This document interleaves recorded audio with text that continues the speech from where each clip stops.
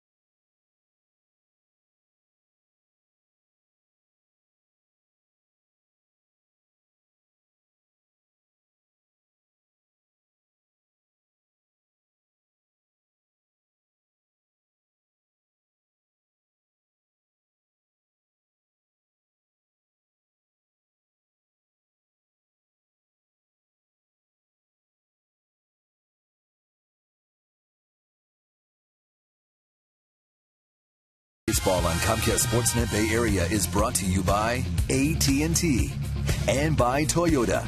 Check out the great deals at your local Toyota dealer today. Well, it has been a clear and crisp day in the Bay. Your San Francisco Giants getting set to begin Game 2 of this 4-game series against the Cincinnati Reds.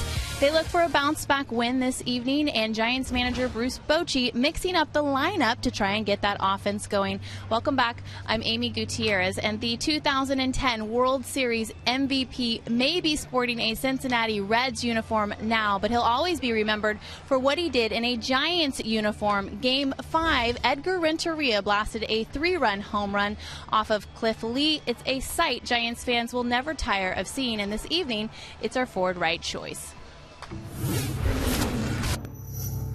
Lee pitches.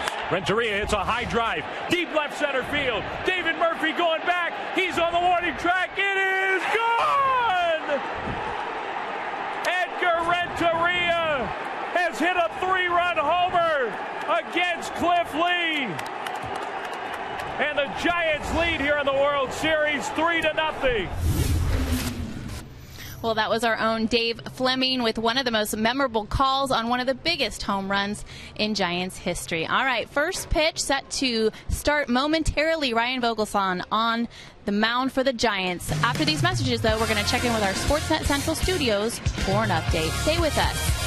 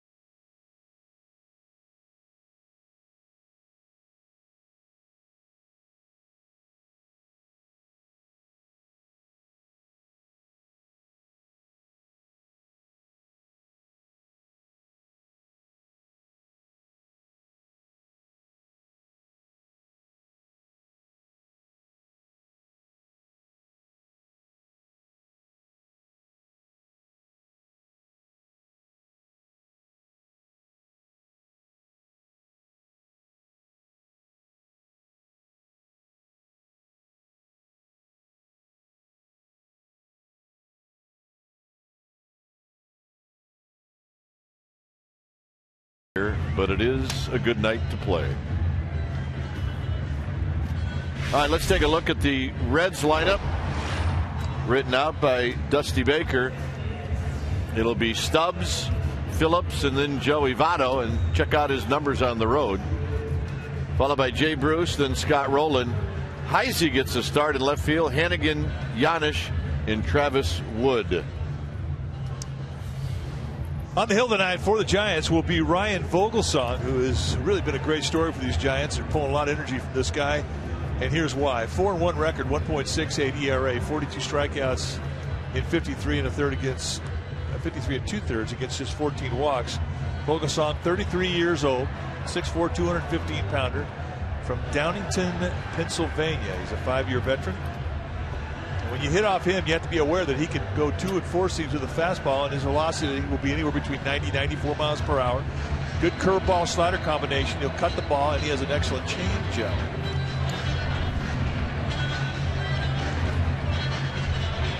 The defense that the Giants will put on the field tonight behind Vogelsong will set up this way. It'll be Burrell, Rowan, and Ross. That's your outfield. Burris and Tejada on the left side of the infield with Crawford getting a day off. Sanchez and Huff on the right side. And Chris Stewart, well, he'll be in the squad, putting down the signs for Vogelsong.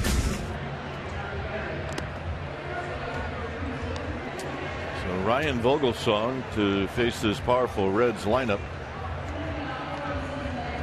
Vogelsong lifetime against the Reds 2-3. But that was the old Vogelsong. This is a new version.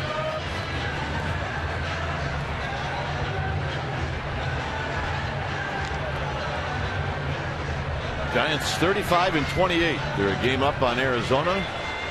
Arizona lost tonight in South Florida, so they're a game and a half up. Cincinnati Reds, on the other hand, trail the Cardinals by 5 games in the Central. And the Cardinals are being shut out in Milwaukee 6-0. So here's Vogelsong as he waits. And the first pitch of the ball game is on its way, and it's outside. So we get started at 7:16. You see the umpires: Tim Cheetah behind the plate, Nelson, Estabrook, and Welke from first to third. 1 ball and no strikes. Stubbs hitting .261, and he plants one at the knees to even the count. It looked like Drew Stubbs was fully intent on taking a strike. 1 ball and 1 strike. 9 home runs, 28 RBIs. Stubbs has never faced Vogelsong before, and he takes it down low. That's at 92. 2 balls and a strike. Take a look at the motion brought to you by Ultramo. It's brought to you by your local Toyota dealer, and very compact for a big man. One thing about Vogelsong is you see him get out front with his release point. He's a very good athlete at 6'4", 215 pounds. Breaks his bat and a soft line drive to Freddie Sanchez, and that's how this game gets started. He got that fastball in nicely on the hands of Stubbs, and that's basically what Vogelsong has been able to do. And that's throw darts with the fastball, and it sets up all his other pitches. They set up in the inside corner, and the movement goes right up the bat, right on the label, blows it up, and gets a soft line drive out. Here's Phillips. Phillips had a couple of hits last night.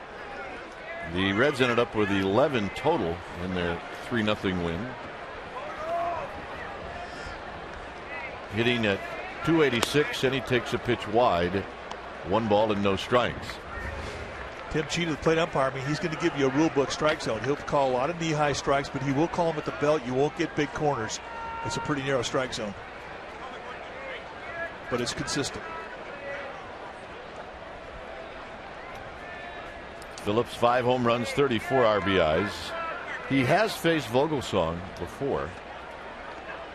And he's had a couple of lifetime hits and 3 at-bats.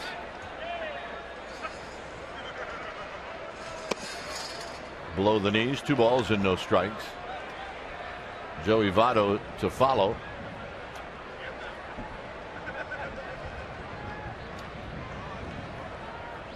Reds are 3 games under 500 on the road. They're 13 and 16.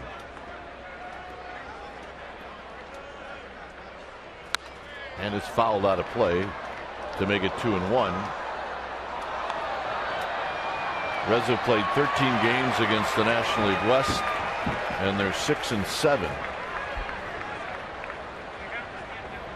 And remember, this is the team, and it hasn't changed much from last year, that won the National League Central and went to the postseason only to be swept by the Phillies in the first round. Into right center field, and that's a base hit. As Phillips going to nub that one, and that'll bring up Joey Votto. In that postseason with the Phillies, Roy Halladay threw a no-hitter against this team. That's saying something. Well, yeah, and you shut down this offense and not allow them to score, let alone allow them get them a hit. I mean, that's a no-hitter, and then to do it in a playoff environment, one of the greatest games ever pitched. Votto at 336. Votto went 2 for 5 yesterday, and here he takes it down low. Good pitch. I'm kind of hoping that Phillips tries to steal second base. Chris Stewart's, I mean, he is an amazing arm and an amazing release. When he throws or tries to throw guys out, I mean, it's fundamentally about as perfect as you can make, especially for a big guy, 6'4". Votto moves his feet, and now he's ahead in the count, 2-0.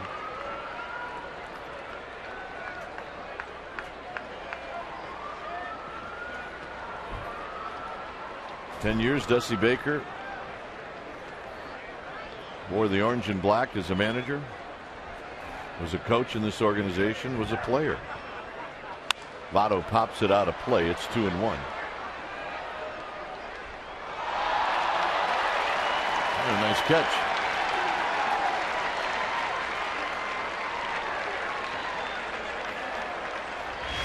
Let's take a look at the play. Oh yeah, nice going. And the guy sitting next to him, this guy right here, that's the winemaker for Silver Oak. They'll be celebrating that tonight in style. 2 balls and 1 strike. Dan Barron, big Giants fan. 2-2. Good changeup. All right, one more play, one more look. I mean, that's a sure hand grab. Does it with the thumb and the forefinger. I like it. I like Kevin Mitchell. On the big stage, 2-2. Votto hits it to left. He's got backspin. Burrow back. Burrow's going to make the catch. Wow. Phillips has to hurry, and it shoots over Burris and Sanchez. I cannot believe how far that ball got out. I thought it was a routine can of corn. But the power of backspin, and that's where you get carried. And you know you get a little drift here because of the wind. It takes Burrow all the way back to the wall. And Votto almost leaves earth and goes opposite field here. That's a surprise. Well, when you go back, you got to retag second base. And Phillips does. Minor leagues is where you see guys cut across the infield. It's pretty funny. Doesn't work. Here's Jay Bruce at 295. 17 big flies, 47 runs batted in. And he takes a strike. Bruce took an 0 for 3 last night. Only Matt Kemp has hit more home runs in the National League than Jay Bruce. And Kemp did not start tonight in that game in Denver, as this is rolled foul.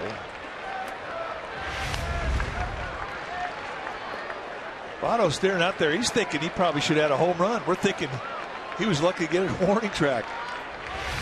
But if you hit in Cincinnati, which is an extremely offensive yard, that ball probably would have been a home run. That's gone. 0-2 to Jay Bruce. Overshift is on, and Vogelsong strikes him out to end the inning. Giants are coming up.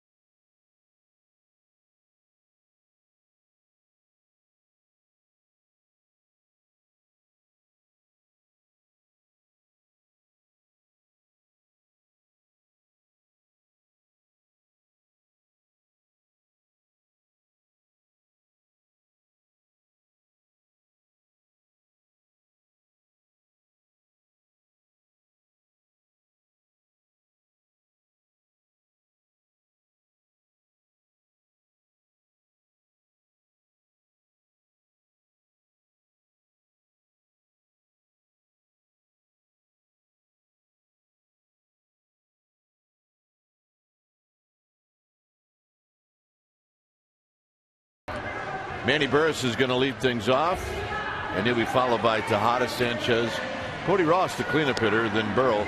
Aubrey Huff against lefties. How about those numbers? Rowan, Stewart, and Vogelsong will be the bottom three. On the hill tonight for the Cincinnati Reds will be the left-hander Travis Wood, 5'11", 175-pounder out of Alexander, Arkansas. He's in his second year at the big league level. And Travis Wood is a guy who is not going to really impress you with a lot of velocity, but he has got good movement with a fastball. He'll go 88 to 92 depending on the way he grips it. He has a fantastic changeup, and he'll throw that thing a lot. He has a slider and a curveball to go with it. And he's got kind of a short arm delivery. It gets on you quick. So he has a little deception in the way he gets the ball to you, which will add velocity, at least in the eye of the hitter. Defensively, the Cincinnati Reds will set it up this way behind Wood. Starting in the outfield, it'll be Heisey, Stubbs, and Bruce. Best arms are in right and in center. Giannis and Roland will be the left side of the infield. Phillips and Votto on the right side, and Hannigan will be in the squat, putting down the signs.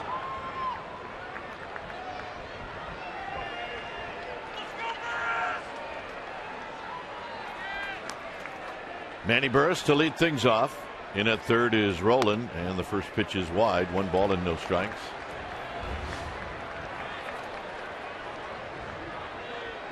See the numbers for Burris, especially does well at home.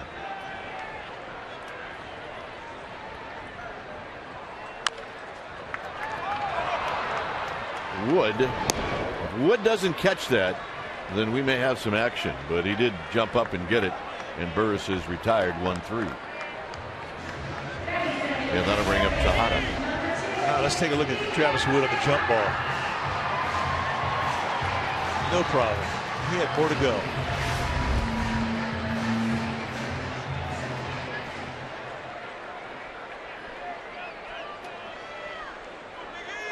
Tejada is at 223, a home run, 16 RBIs. He had a couple of doubles last night. Also struck out twice. And he hooks one down the left field line, and that's a fair ball, and it's a ground rule double. Tejada 2 doubles last night, picks up right where he left off. Travis Wood tries to cut him, and he is killing the inside pitch right now. Stays inside this, bin arm swing, squares it up. That didn't have much hook at all. And if you're going to do that to an inside pitch, you have to stay inside it. Beautiful at bat.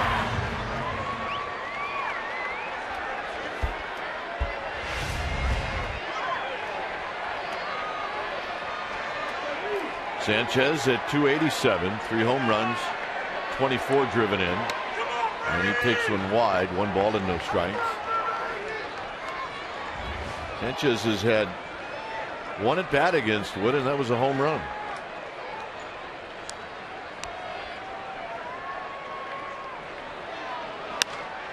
Gets this out to left field. Heisey is going to get there. 2 outs.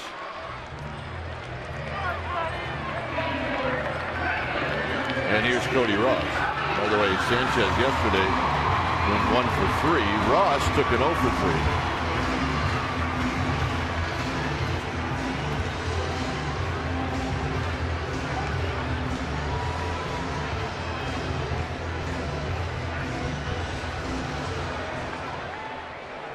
Ross in the cleanup spot tonight.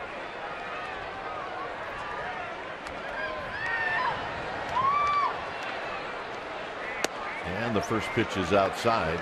1 ball and no strikes. That's a lot of first pitch changeups that Wood is featuring. And normally, I mean, traditionally, you would never throw a first pitch changeup the first time through. Now that has all been rewritten. This generation of pitcher is doing more of the changeup than any other generation in the history of the game.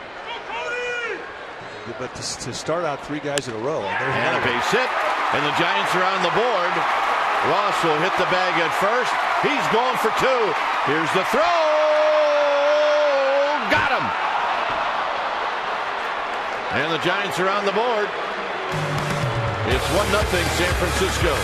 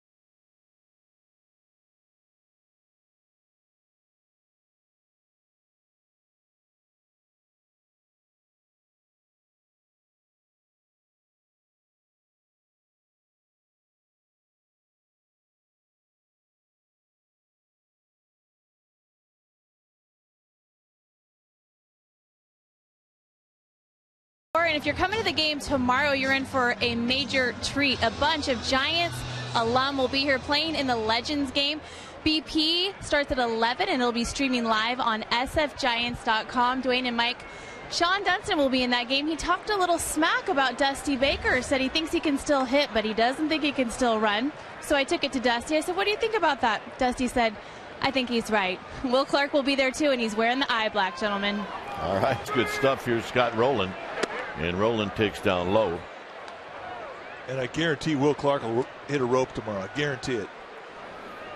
Well, if you can't be at the park tomorrow, there will be a live stream on sfgiants.com starting at 11:15.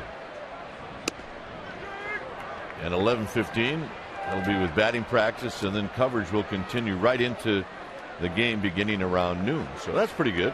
Go to sfgiants.com and you can watch some of the batting practice and the game that will be played with, as we like to say, the elderly guys. What is PGA? They call it the Champions Tour. Tomorrow it's the Champions game. There you go. That's a foul ball, and it's 2-2.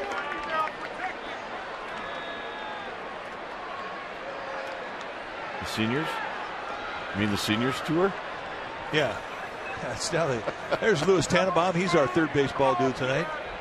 David Schwartz over on the other side. There's David. What a million. Yeah.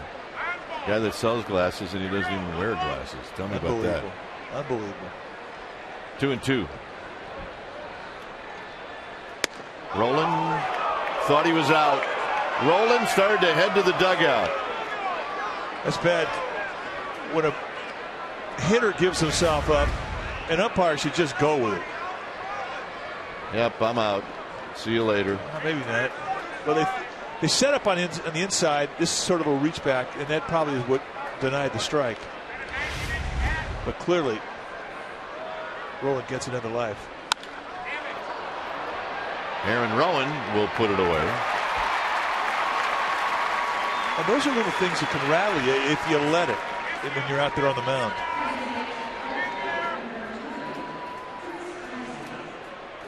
Here's Chris Heisey.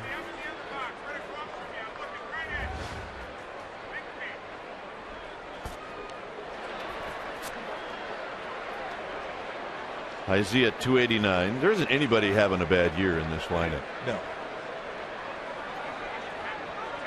Heisey with 4 home runs, 20 RBIs. First pitch breaking ball, and it's 0-1. Good curveball. I just wonder what's going through Dusty Baker's mind as he's watching one of his old pitchers on the mound.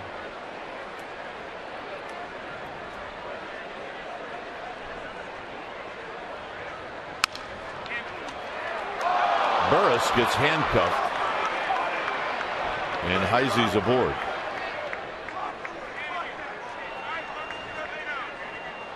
Giants Baseball on Comcast Sportsnet Bay Area is brought to you by the Solar Company. Visit thesolarco.com for details about their new zero-down lease with monthly payments as low as $99 for qualified buyers.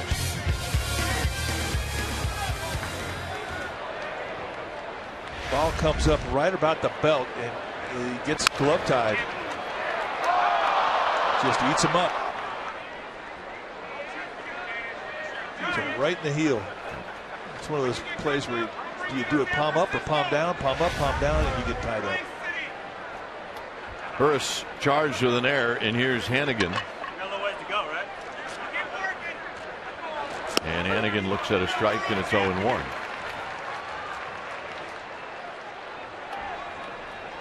So I think that's a good call by the official scorer.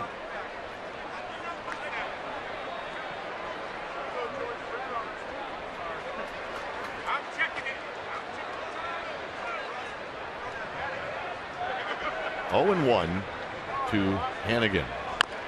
Off his foot, and now it's 0-2.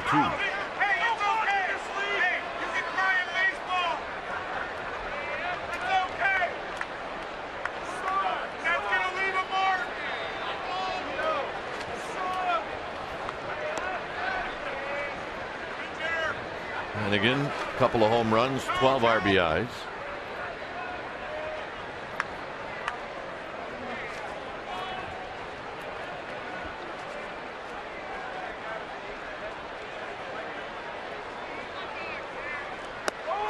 in tight. 1-2.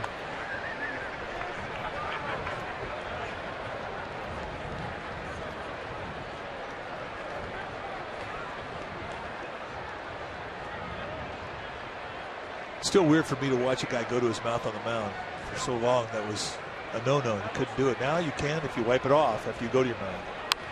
Pulled on the ground, foul.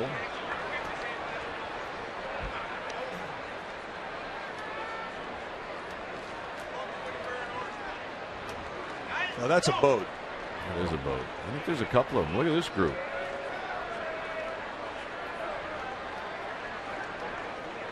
That's the Commodore Hornblower coming in for a peek.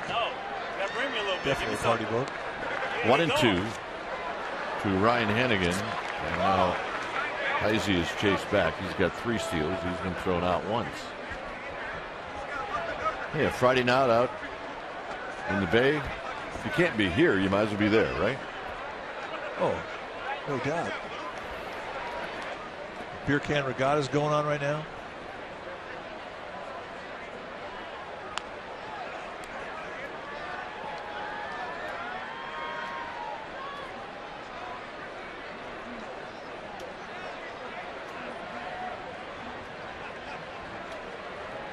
Rowan a couple of steps towards right center field. Cody Ross not protecting Triples alley. He's more straight away. And the 1-2 pitch. Hit on the ground towards the hole. Burris is going to come up with it, but there'll be no play. And it'll be an infield hit for Hannigan.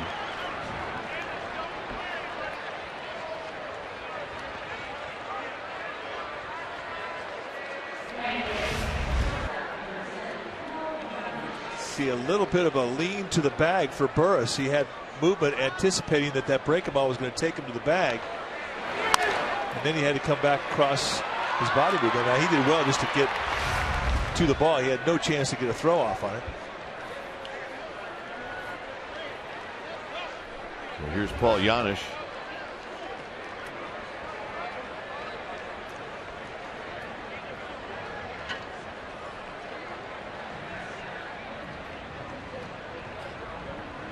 Janisch takes low and away. 1 ball and no strikes. I mean, that was almost a 2-step lean. That was a cheat. Well, it almost looked like Burris was maybe anticipating that the runner Heisey was going. And he was not.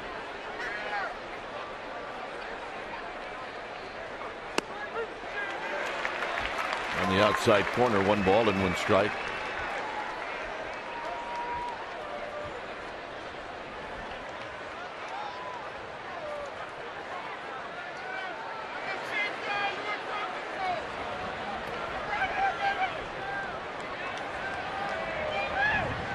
Sanchez now keeping Heisley close, and that pitch is pulled foul. And it's 1-2.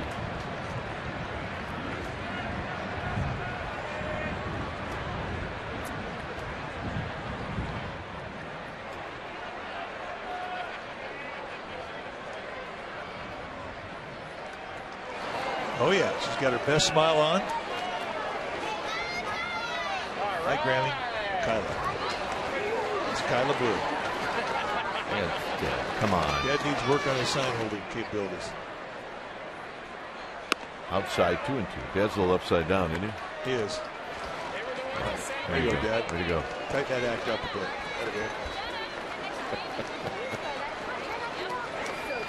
Two balls, 2 strikes. Heisey at second. Hannigan at first. Vogelsong deals on the ground to Burris. Burris has it, underhands it to Sanchez. On to Huff. Side retired, 6-4-3.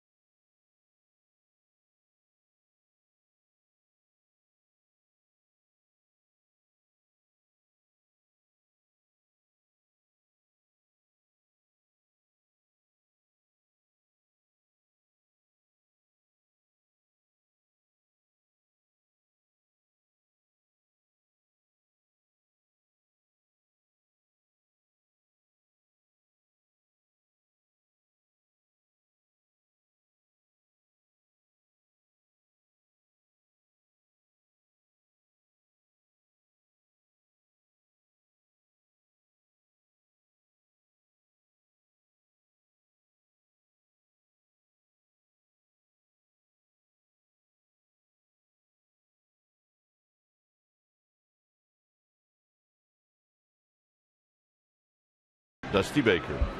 This season, he became the 11th manager in Major League Baseball history to win 250-plus games with 3 different teams. Giants, 840. Cubs, 322. And Cincinnati, 276. Well, he's done a great job as a manager. I mean, everything he's done in baseball, he's excelled at as a player, as a hitting coach, and now as a manager. He's had a great career. He's agreed. Made the people in Sacramento proud that he is a native from their town.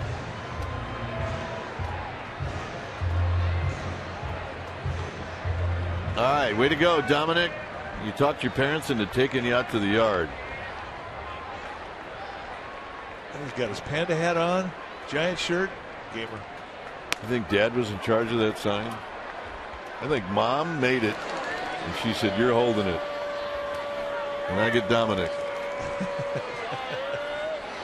0-1 to Burrell. It's got to be about 4 months. Probably. Burrell takes a quick 0-2. It's kind of the way it's been for him, isn't it? Yeah, he's been getting jumped on by the 0-2s. But he'll also take that 0-2 count and work a walk, too.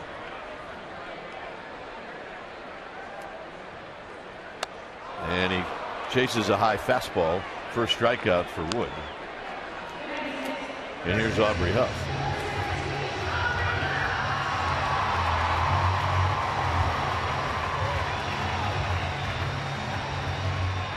Huff hitting .223, 8 home runs, 32 RBIs. 1 for 3 last night. And he pulls this one on the ground foul. Aaron Rowand on deck. Giants on top 1-0 on the RBI single by Cody Ross to knock in Miguel Tejada.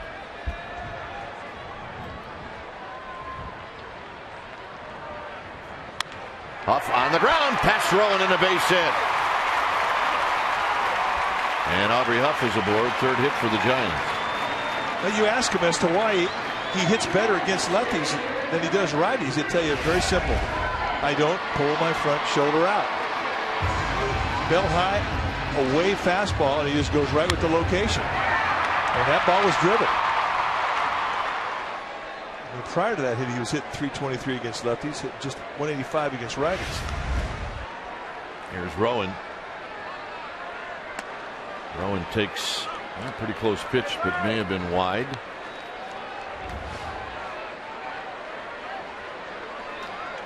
Rowand's got good numbers against lefties.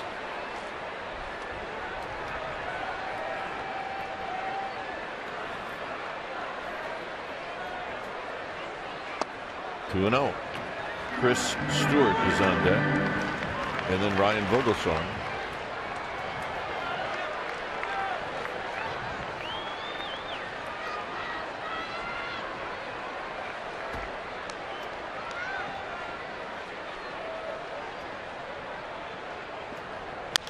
Base hit right field. Huff is going to make the turn. 1st and 3rd with Stewart coming up.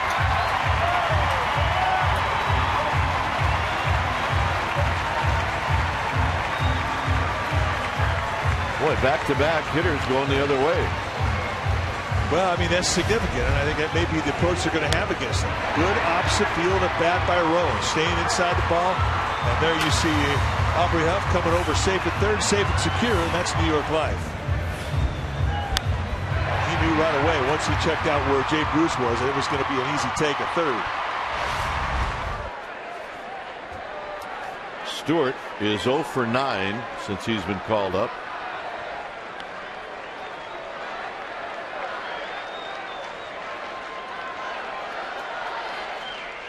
And he takes low and in, 1-0. This is a spot, if you can, you try to get the ball in the air. Fly ball situation for Stewart, strikeout situation for Wood.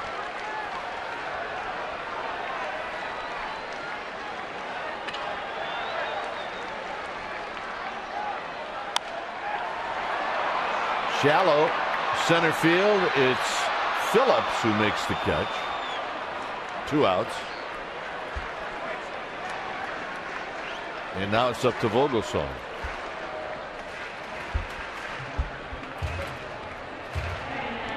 Vogelsong 4 for 17 on the season. He's a legitimate threat. But the league knows it. I mean, you can't really sneak up. Once a lead scout sees you take one at bat where you square one up and you have the balance that Vogelsong has had in his ABs, word gets around very quickly. And I mean, not just the team scouting you, but the whole league.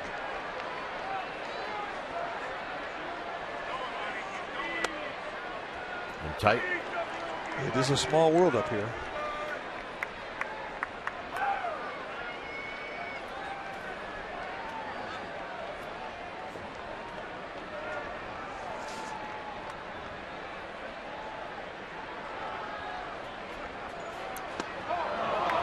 Vogelsong with a big swing and a miss.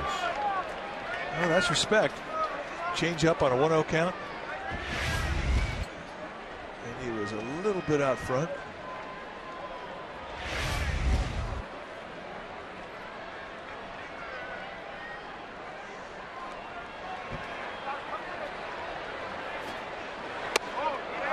To the back foot, 2 balls and a strike. Giants on the homestand are 4-3. 2 more games left. They're 17-11 at home.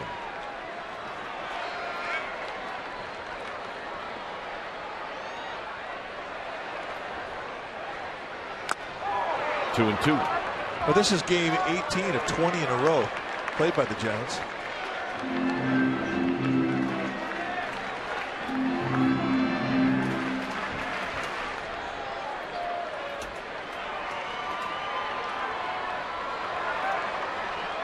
Off at third, Rowan at first. 2-2 to Vogelsong. And now a full count.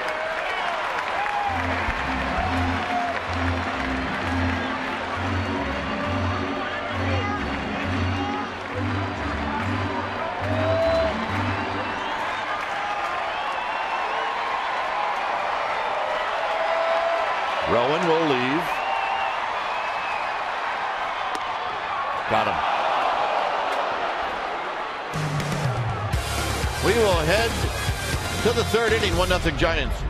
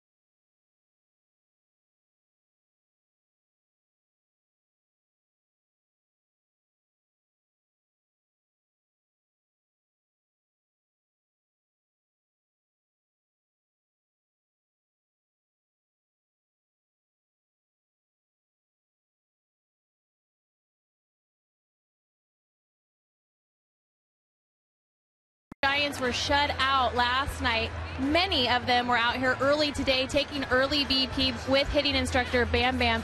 And Bruce Bochy told us that he held a meeting, a round table meeting with the hitters so everyone could discuss the scuffling that was going on. Bruce said that he wanted to remind the players to take it easy at the plate. They're grinding too hard right now, pressing too hard. He reminded them to have fun and to trust the guy behind him in the lineup. Gentlemen.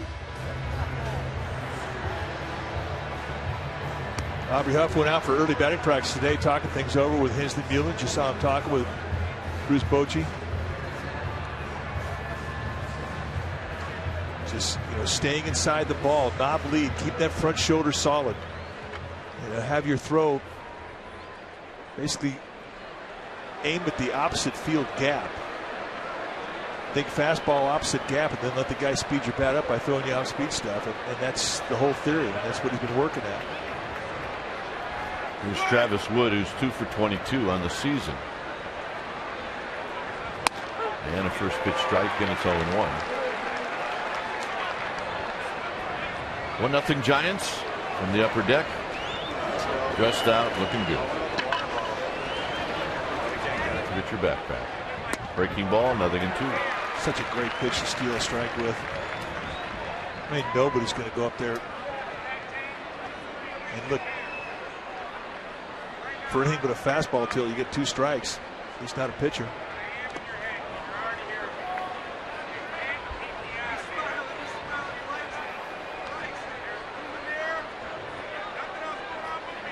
Vogelsong is on. I mean, he'll see a lot of 0-1s, 0-2s, 1-2s. It's been his strength. In his first pitch, he varies it, mixes it up.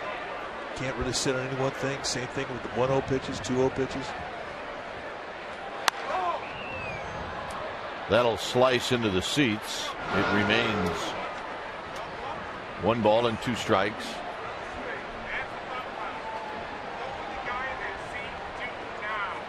It was Johnny Cueto last night who shut down the Giants. Although Madison Bumgarner pitched terrific, only allowing a run in 7 innings. It's fantastic. On the ground, slowly hit. Burris charging. Burris has it, and he will throw out Wood. 1 out. I think Manny Burris is getting picked on right now. Yeah.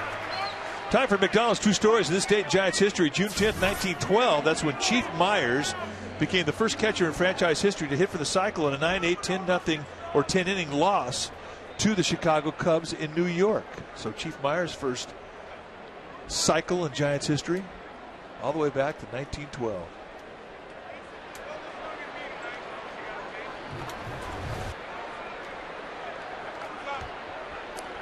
Here's Stubbs. Stubbs lifts one high and foul and out of play.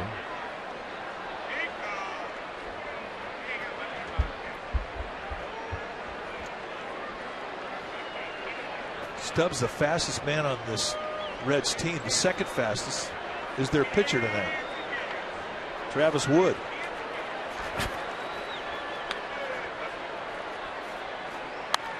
Out of play again, and it's 0-2. Well, he got down the line pretty good, and that's why Manny Burris had to speed up the play. Usually, pitcher gets jammed, he rolls into the shortstop. Shortstop can take his time. Not that time.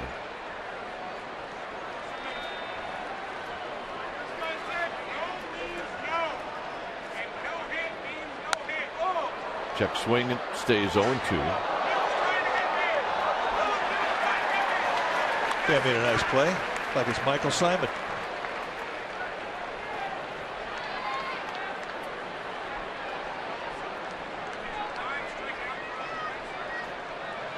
Phillips to follow, and he got him. And yes, we do know everybody here at the ballpark. I've been here a long time, and you start to recognize everybody that gets a foul ball. That's good. By the way, the Florida Marlins won today. They snapped an 8-game losing streak, and they beat the Arizona Diamondbacks 6-4.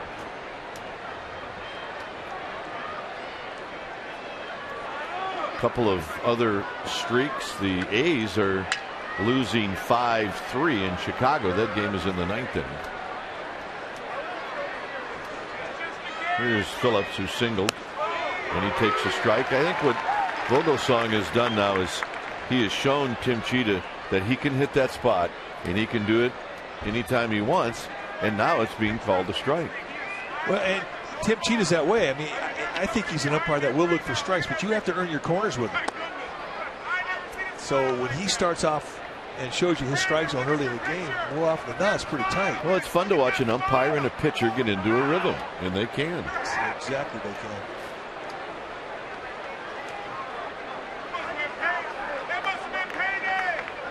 The 1-1 to Phillips, out of play, 1-2. Well, the one thing about every umpire, it's a common denominator. They all like strike throwers. I mean, umpires hate walks as much as managers and pitching coaches.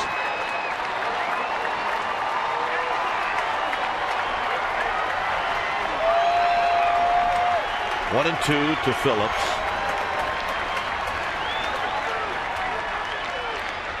And a base hit into center field. Phillips is 2 for 2. You'll see him use that middle of the field a lot, especially with 2 strikes. And I mean, you can say that about this entire Reds team. They really do, for guys with pop, they really do make concession with 2 strikes. They use the middle of the field. And that's just a little bit too much strike zone when you're ahead to count.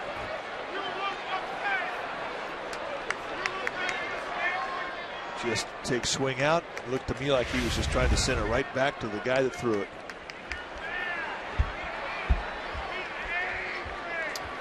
The overshift is on for Votto, so Tejada is at his natural position at short.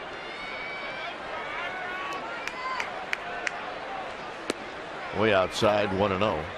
Votto hit one that just kept going to left field, and would look to be like a fairly routine fly ball to left. End up putting Burrell in front of the wall to make the catch.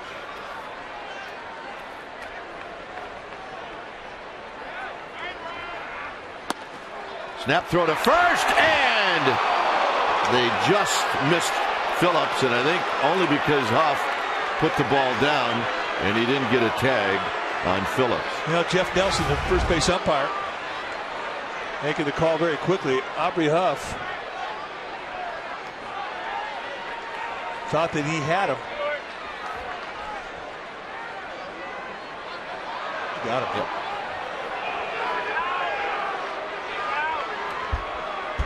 Watch the fingers come up as it catches the glove.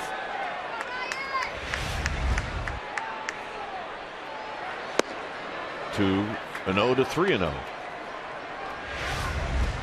Take a look at our Toyota Ultra Smo. Here we go. Got him.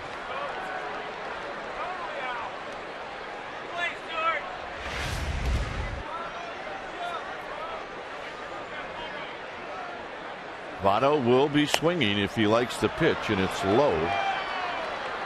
Well, this is what the Reds did so well last night. After 2 outs, that's when they did all their damage. Yeah, 2 out. Quick. I mean, I'm talking quick 2 outs in the 4th, 8th, and 9th. First 2 guys up go down, then all of a sudden you can't shut them down. They scored a run the 4th, the 8th, and 9th, all in similar situations like we're watching right now. They string a line together, and that's one of the strengths of an offensive team. The ability to feed off of one another. So here's Jay Bruce, who struck out in the first inning.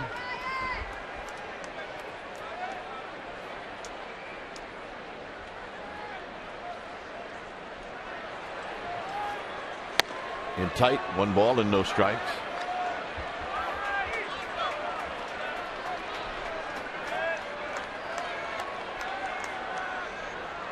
Outfield straightaway for Jay Bruce.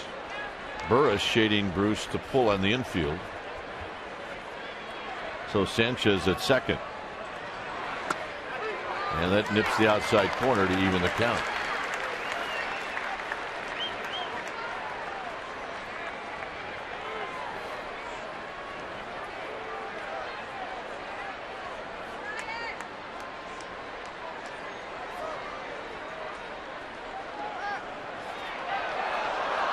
ball squirts away from Burris.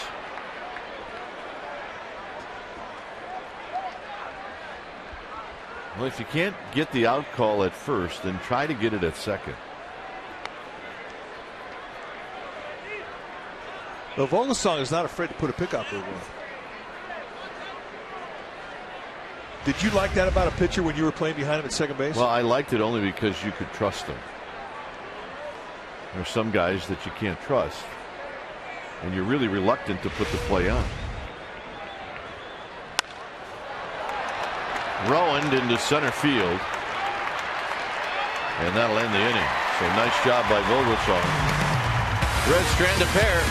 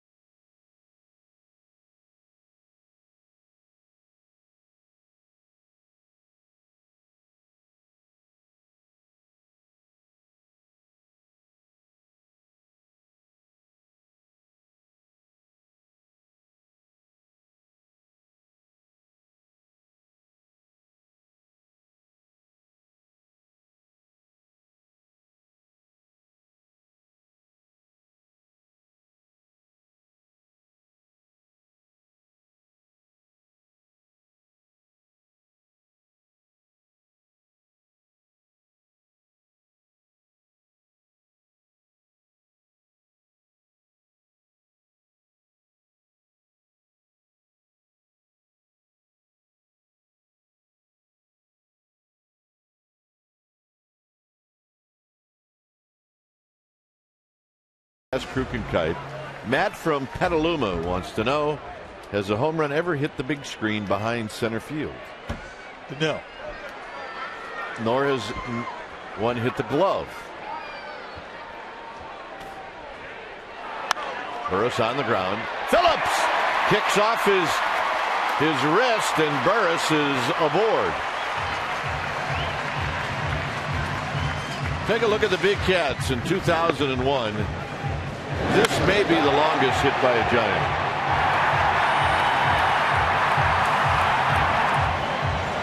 Yeah, that's the longest from really anybody. Now, we've seen one in batting practice from Mike Stanton that went over the 501 sign at batting practice, and that is the farthest ball we've ever seen in batting practice that went up here. It actually went on that second platform, but in a game, Galarraga is the longest one we ever saw hit. At least to left field. Now, Barry Bonds could make a claim to center field. Well, Barry's watching this right now in Southern California, and he's already thought of about 20 that went further than that to right field. Now, he hit him on top of the building that is just over the center field wall, past the sod farm. Now he's hit him out there. That's a bull.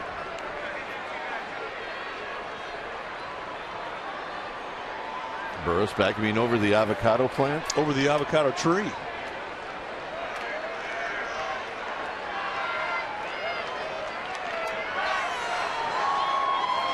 And 7:15 went back there and rolled around the concession stands.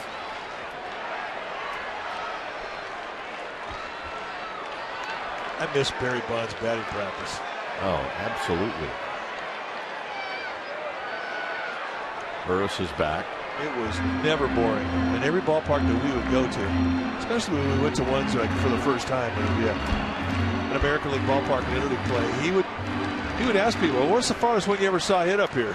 And he'd beat it in every ballpark. Amazing. Amazing, amazing man.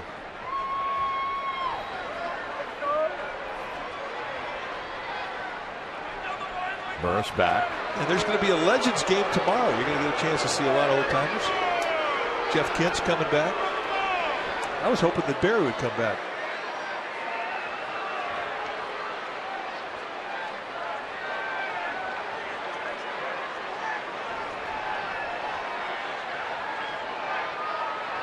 One ball and no strikes.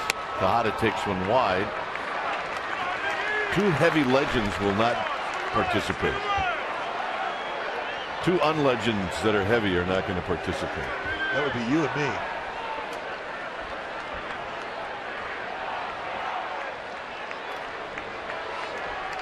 Two and oh to Tejada.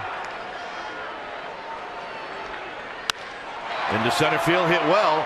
On the move is Stubbs, and Stubbs is going to put it away. Stubbs can cover some ground now.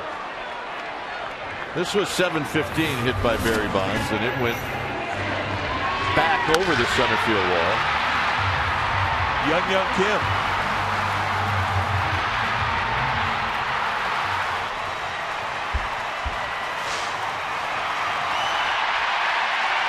His son Nikolai greeted him at home plate. Yep, I miss that guy. Sanchez hit a fly ball to left field in the first. And Burris is back.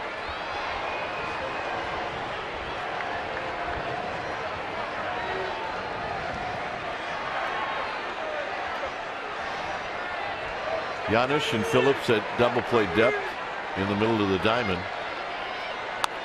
And that's foul over the Reds dugout. It's no balls and one strike. Rockies are shutting out the Dodgers 6-0. That game is in the 9th inning. Who are you rooting for in that game? A tie. 21 inning tie. Showing his colors. That was a Christmas gift. 0-1 to Sanchez.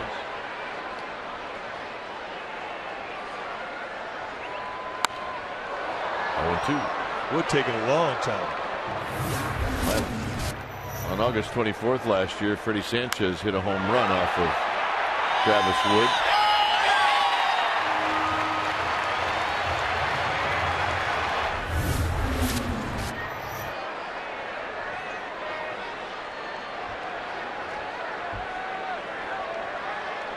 Oh, 0-2. Burris is on the move, and Sanchez fouls this one down the right field line. Old pal David Schwartz. Could have made a play, but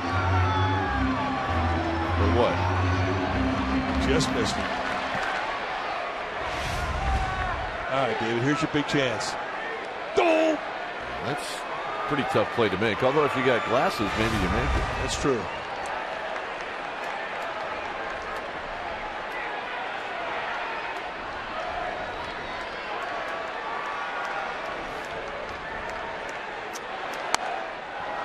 Freddie Sanchez is going to do this all night.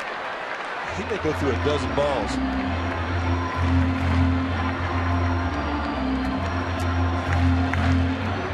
Four foul balls on 4 pitches.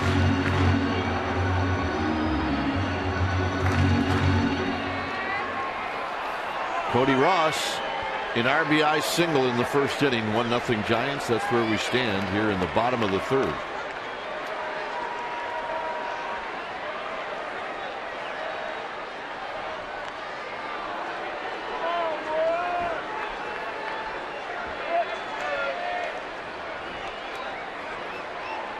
Kind of surprised we haven't seen Manny Burris try for it. Well, he tried once, and then we've watched a couple of foul balls. Here he goes, and it's fouled out of play. Travis Wood is doing a really good job of just making him wait.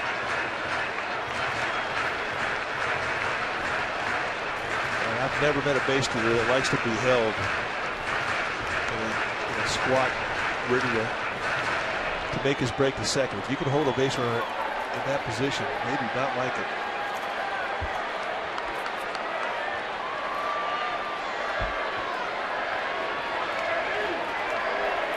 And Hennigan's going to go out and have a word.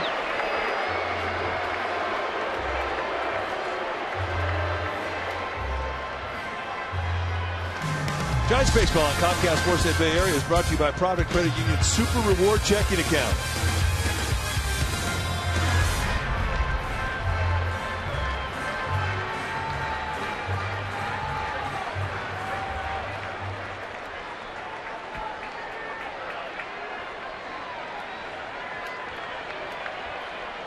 Oh, 0-2 to Freddie Sanchez.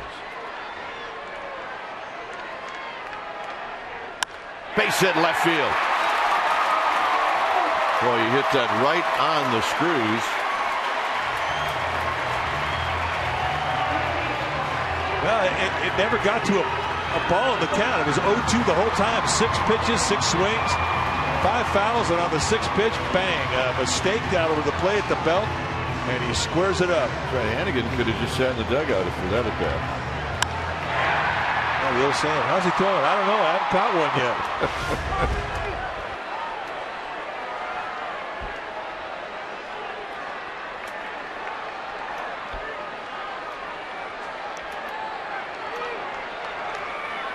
Cody Ross with an RBI single in the first.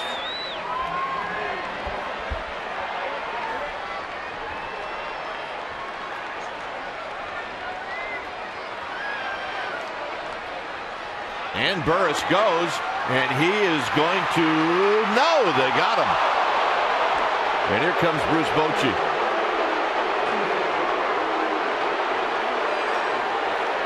Boy, I thought he was going to make it. Well, I thought he had a pretty good jump. Look at the tag put on by Rowland. He's out.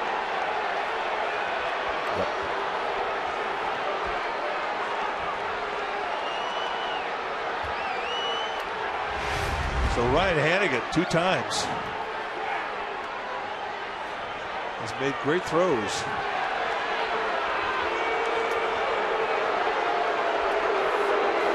Unfortunately, Sanchez stayed at first, so now the Giants don't have anybody in scoring position. I mean, it's an absolute strike. All Rowland had to do was catch the ball and drop the glove.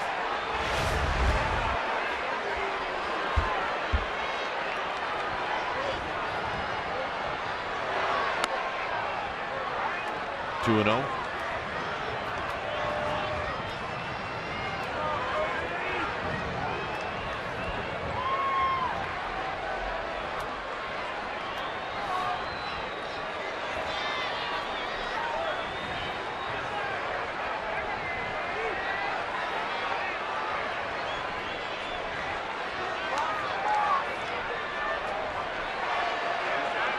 Here's a 2-0 pitch to Ross, and it's 3-0.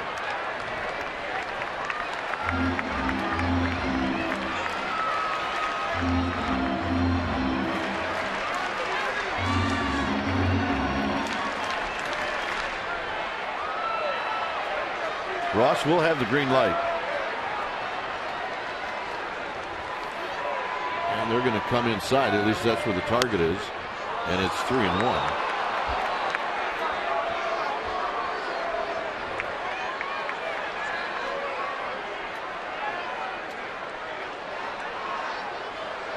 Sanchez at first with 2 outs.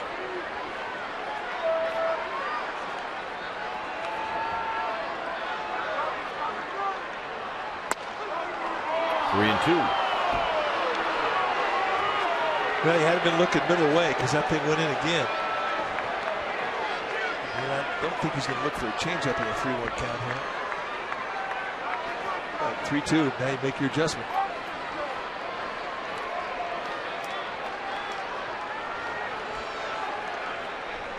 Hannigan wants a fastball in again. Going to stay on that side of the plate. Sanchez goes, and Ross strikes out swinging to end the inning. Started out good, ends with a strikeout, 1-0 Giants.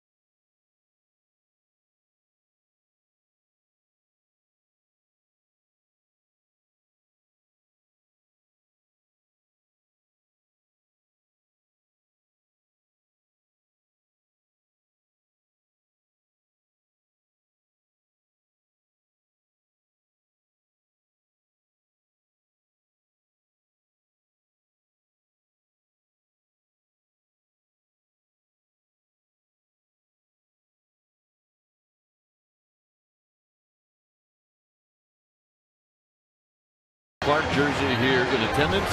And what did the old man do? He's getting his son Trey ready. As Trey's the bat boy today. So here's Will and Trey. They're getting it going. A little of that, a little of this. Okay. And then Will with the, ha ha ha. That's my kid. Yep. William Nushler Clark II and William Nushler Clark III right there, folks. Oh. What a peach that guy is. And there's Trey. There's Trey. Yep. Get rid of those seeds, Trey. I didn't like them either. Kind of reminds me of the old man.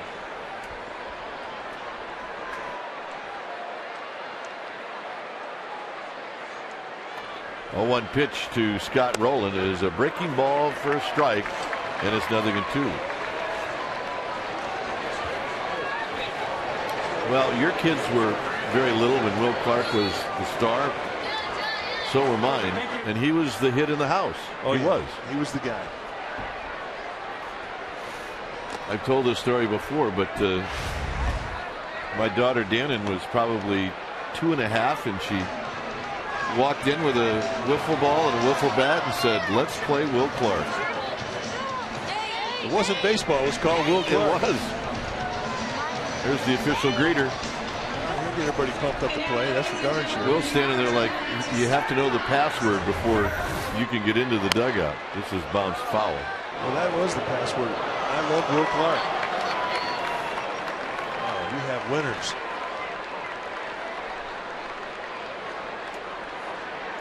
And the night only gets better. I hit him another one.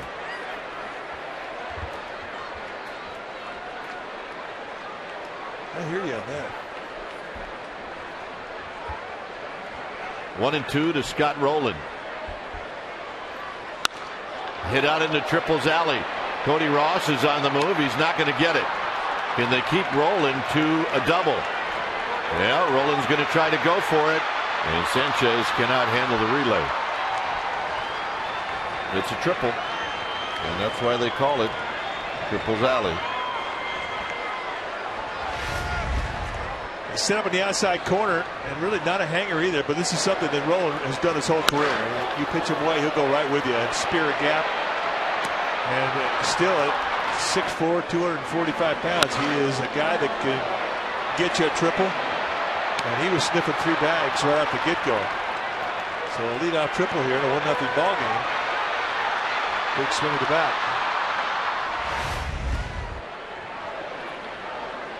Here's Chris Heisey.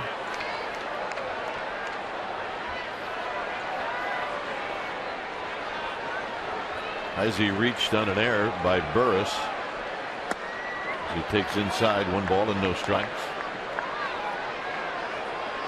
Ryan Hannigan on deck.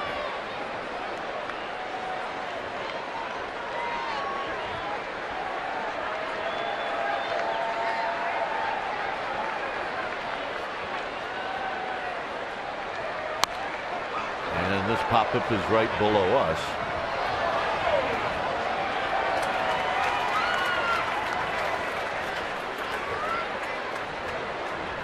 Nice play.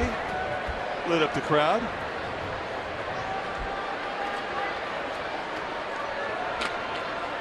That ball could have been caught by about 10 people.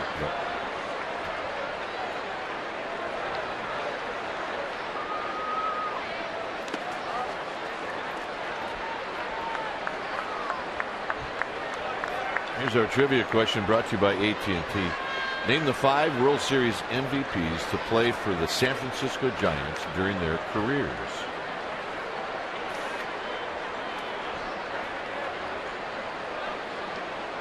Two balls and a strike to Chris Heisey with the tying run at third here in the 4th inning.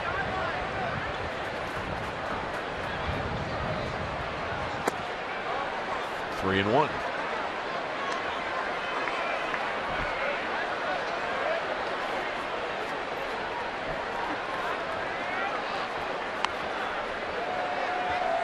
Saw Ryan Hannigan, the Reds catcher, on deck.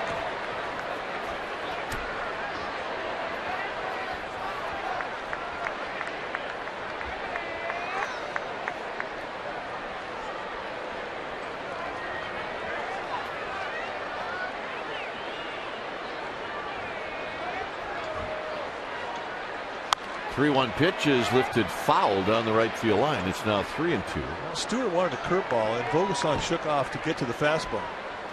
And the one thing you want to, if you're pitching, the one thing you don't want to have happen here is where you're so fine intent trying to strike a guy out that you walk him.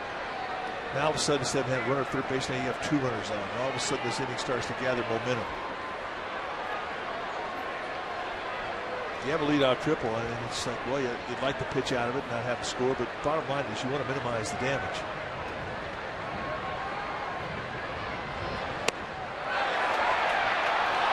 No swing and a walk. Well, tomorrow, June 11th, is our annual Junior Giants Glove Drive presented by Bank of America, and over 7,000 kids who play Junior Giants baseball do not own their own glove.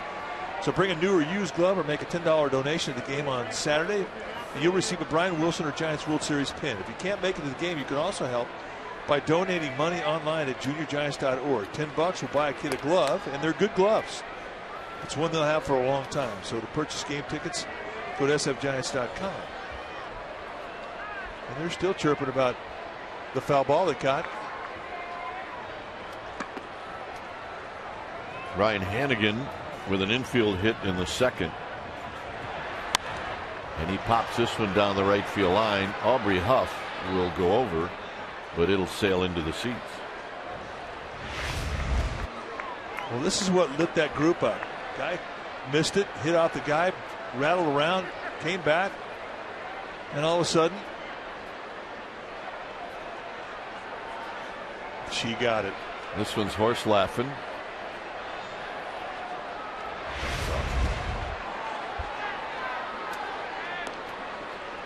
0-1 to Hannigan.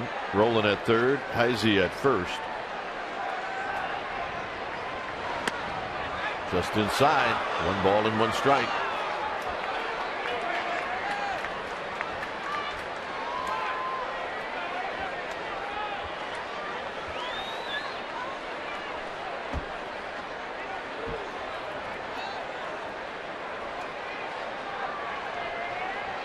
Burris, Sanchez, double play depth.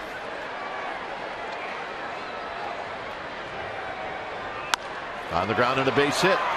That'll tie the game. And stopping at second is Heisey, and it's 1-1. Some nice hitting by Hannigan.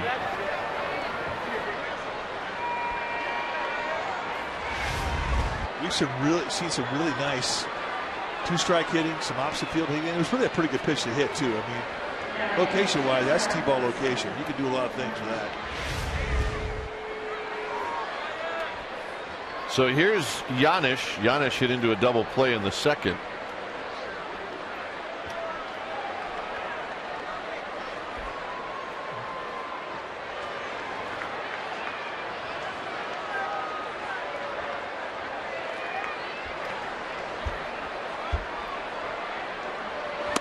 Just outside, 1 ball and no strikes.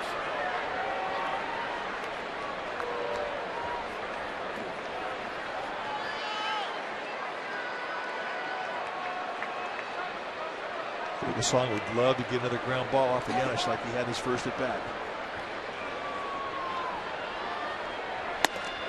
And that pitch is high.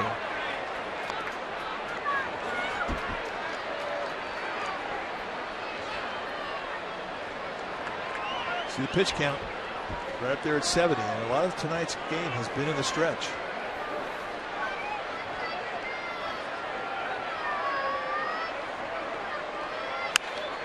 Foul. Don't get hurt over there. When you want to get out of the way. Lewis Tannenbaum.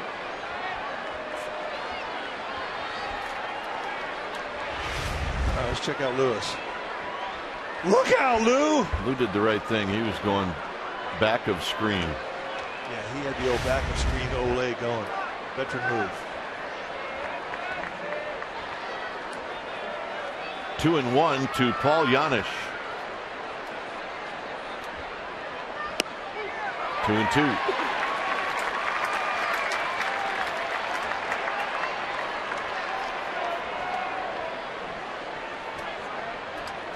Reds have tied it up here in the 4th. They'd like to do a little bit more than that. And all Vogelsong's trying to do now is limit the damage. Got him. Well, that'll help. And a runner on second base, nobody out. That is a strikeout situation, and he nails it. It was a really nice slow curveball, perfect location, and Yanis locks up.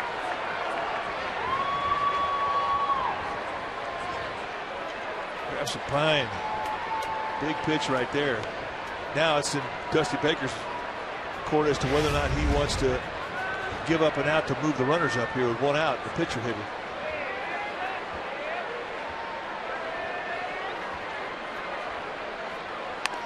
There's the bunt.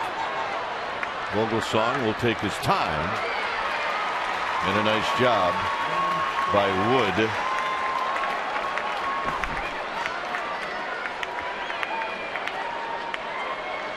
And that'll bring up Drew Stubbs.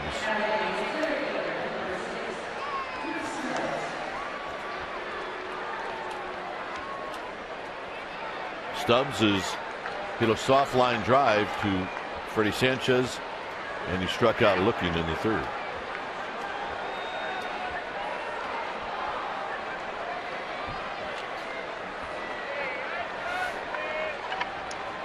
Two outs. Vogelsong does have the option to go for the windup if he wants to. Prefers the stretch, however. And a strike.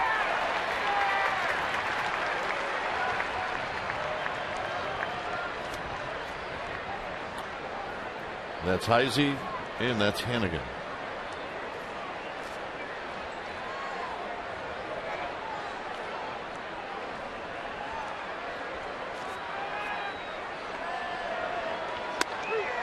Oh, nice two-pitch sequence. He went outside with a four-seam fastball. He got strike one. He comes back inside with a two-seamer and gets strike two. So bang, bang, a quick 0-2.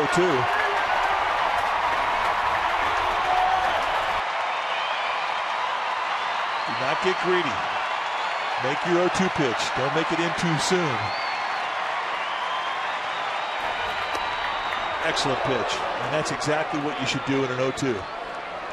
Don't get in a hurry to end an inning and make a mistake to location. 0-2 curveball right down there below the zone in the dirt. Excellent pitch.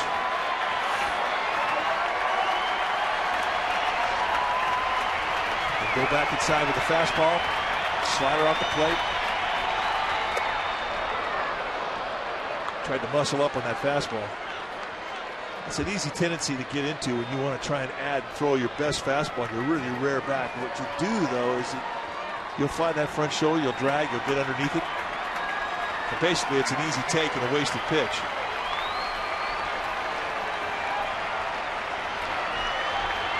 But the inside corner to that sinker is still set up, and that's what Stewart was thinking. Well, let's see where the target's going to be. Got him. And he threw it right there. Vogelsong limits the damage.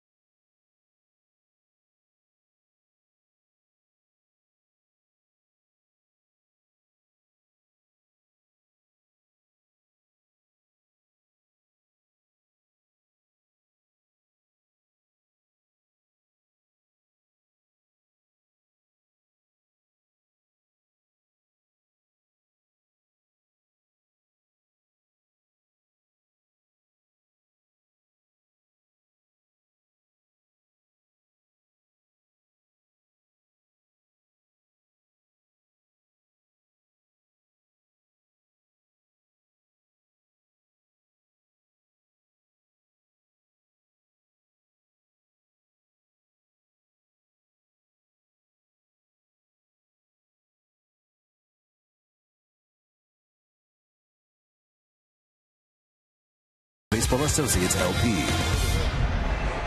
All right, time now to ask and answer our trivia question brought to you by AT&T. The question tonight, can you name the 5 World Series MVPs to play for the San Francisco Giants during their careers? Our survey said Don Larson in 1956, Orel Hershiser, Livan Hernandez, Randy Johnson, and last year's MVP, Edgar Renteria. I'm a little biased, but I think the Edgar one is the best. Here's Burrell. A 1-1 ball game. It will be Burrell, Huff, and Rowan. 3 veteran right-handed hitters. And the first pitch is high. So Burrell ahead of the count for the first time in a very long time. It's a 1-0 count.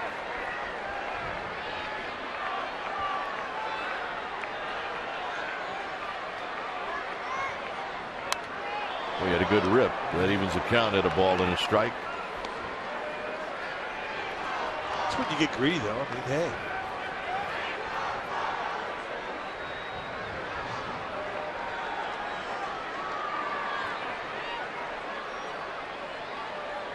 Burrell struck out in the second.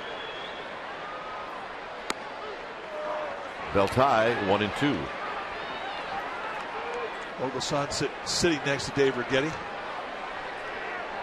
And really, I mean, allowing just the one off of a leadoff triple. I mean, that's minimizing the damage. Good job. 2-2 to Burrell. You know, after the triple, a walk, and then a base hit, putting runners at first and second. He strikes out Giannis, a sacrifice bunt, and he strikes out Stubbs. Very nice. The 2-2 to Burrell. And Burrell is out looking. Let's check in with Amy G. All right, gentlemen, for the fans at home, please log on to csnbarryarea.com. csnbarry.com. We've got a new Urban webcast. You got to check it out. Michael Urban, our Giants insider. He talks to Sean Dunston. It's called Shooting It with Sean, and Sean talks about his son getting drafted and gives us his thoughts on rookie Brandon Crawford. csnbarry.com, your interactive home for Giants baseball all season long. The Urbcast, check it out. All right, thanks, Amy. Here's Aubrey Huff. Huff single in the second. Does Amy know the list of words we don't say below 50 degrees? Yeah, well, she's going to have to compile her own list, as this is grounded to Phillips, and Phillips will make the play. Yeah, we got caught one year at Candlesticker. It was cold with Mike Remlinger. We had no chance. Yeah. And he might have been with the Reds at that time, or could have been with the Giants, too. Remlinger was not good. Slusarski was another one. It was not good. Yep, that's what's left from Candlestick, the old foghorn. Glad it made its way over here. Pitch is low and in. My very first year with Phil Stone and Joe Morgan, I tried to say successful suicide squeeze bunt in the 7th. How did it work? I still haven't said it.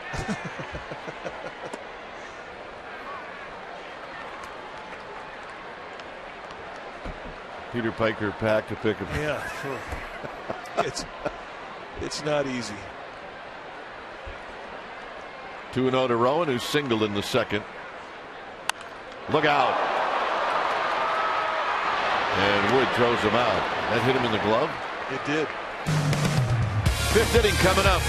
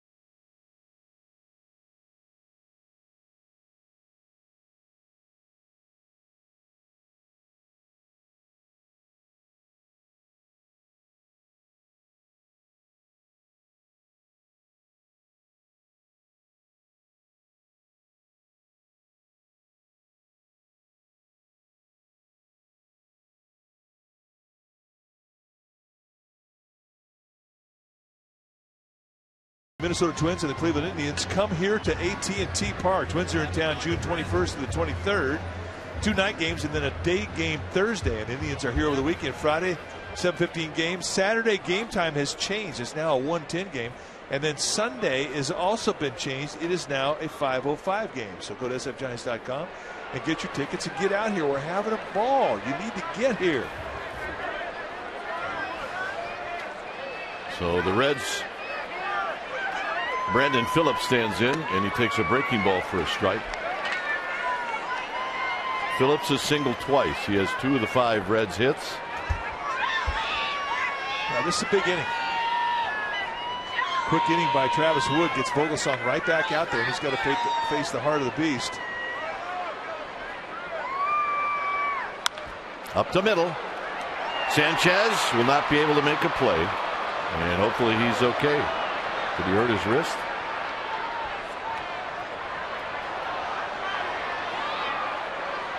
And Mark Rusbeck is coming out.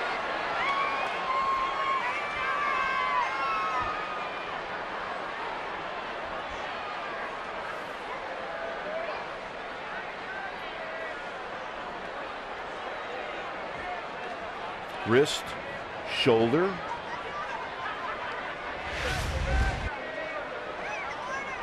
Well, he dives. Yeah, it definitely could have been a shoulder. Could have been hyperextended. And if that's the case, that could just be a stinger. Yeah. And he can shake that one off. Yeah, he has battled shoulder problems. That's a wrist. And that does not look good. Nope.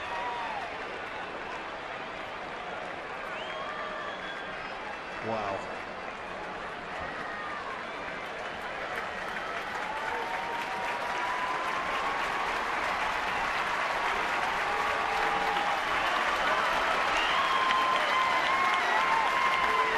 Now they all stand in applause. But that is not something any Giants fan wants to see. Freddie Sanchez going off hurt. He has been the best player the Giants have had this year.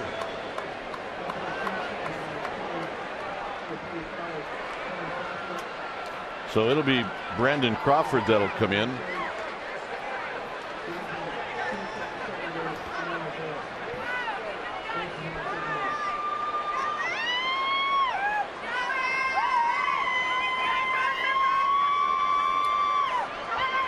So we await word on the injury to Freddie Sanchez.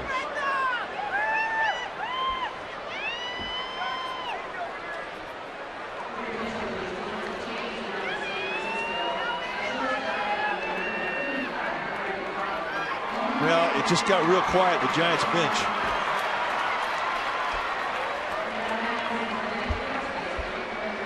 And there's that real weird time between a guy getting hurt going off the field and finding out what it is exactly. And you have to stay positive if you're a Giants player or a Giants fan.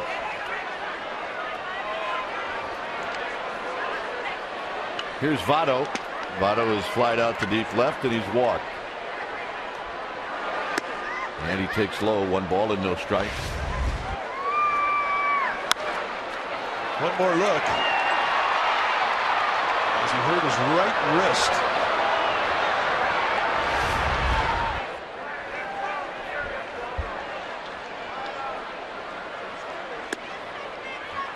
Vogelsong trying to shave the outside corner.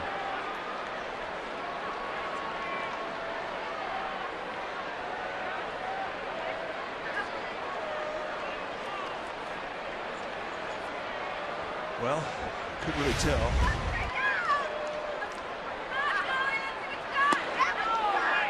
And a strike. 2 balls and 1 strike.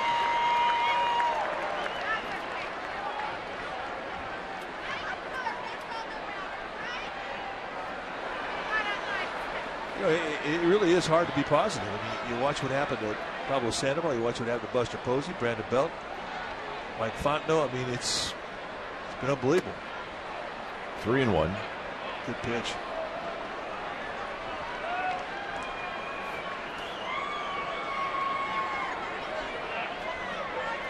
Bochy wants to know where that pitch was. I don't blame him.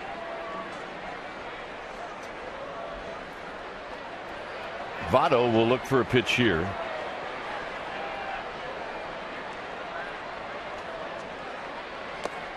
And the walk.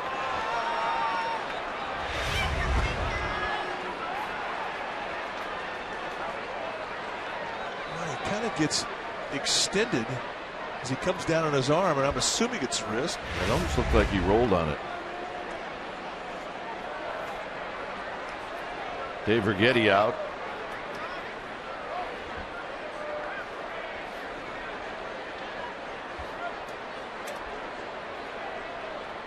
It's shaping up to be another stress inning, and the Reds have definitely set it up the way they would like to have it set up after they had a lot of time in the dugout at the top of the fourth, scoring just the one run. But here they are again with the heart of the lineup,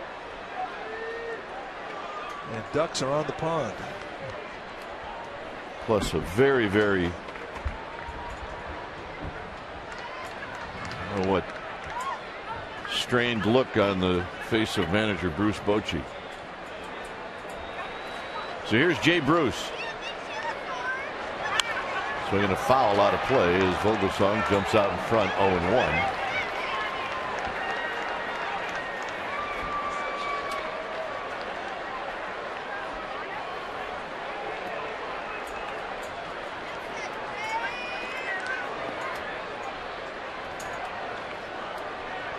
Phillips at second, Votto at first. And that pitch is up and in to even the count at a ball and a strike. And you know, the more the guys in the truck look at the replay, the more they think it may be a shoulder more than a wrist. I didn't see him roll the wrist over. I mean, it looked to me like he may have hyperextended that shoulder off the get-go, but good curveball. 1-2. Another look here. Yeah, you know that if you extend that right arm and then you land with all your weight, that you are going to pop that shoulder. Now, sometimes you can pop it back in, and you may be good to go in a couple of days or whatever. But everybody's certainly hoping for the best. 1-2 to Bruce. And a base hit into left field. Burrell is going to get to it. And wisely holding at third is Phillips. And now the Reds really in business with the bases loaded and nobody out. Nice two-strike at bat there from Bruce. But again, I mean, we haven't seen Vogelsong make mistakes out over the plate, especially when he's been in two-strike scenarios. And this thing was a pretty good pitch to hit. The easiest area to defend is belt high to the chest in a two-strike situation. Bruce, good job of staying inside it, going the other way. It's a good swing.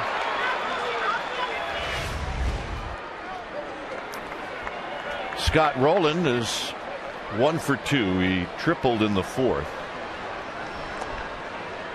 As Casilla getting loose in the bullpen. So we need to get a little lucky. 0-1.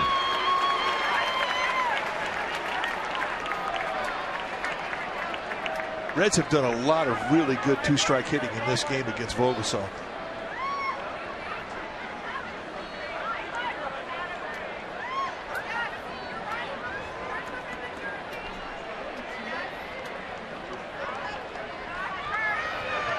Rowland had a pitch and he fouls it back. It's 0-2. So Vogelsong in a spot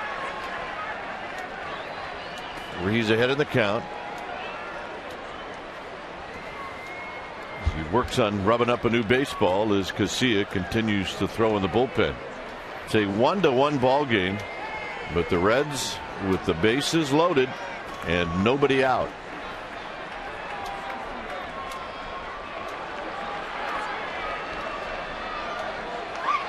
Got him. Big strikeout. Elevate the fastball and he gets him to go after it.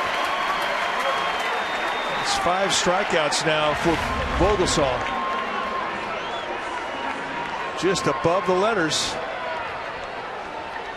And that is a huge 1-2-3. See ya. All fastballs. Well, that's a similar situation. It is a strikeout situation. Heisey has reached on an error and he's walked.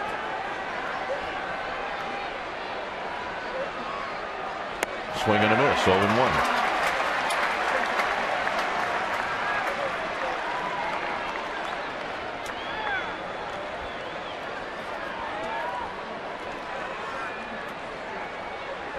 Phillips at third, Votto at second, Bruce at first.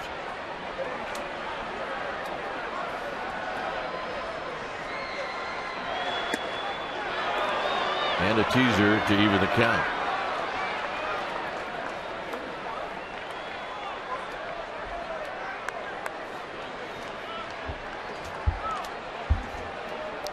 One ball and one strike.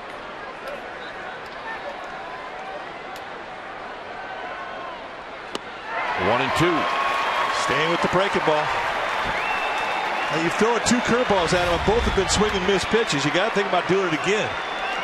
And that had some hang to it.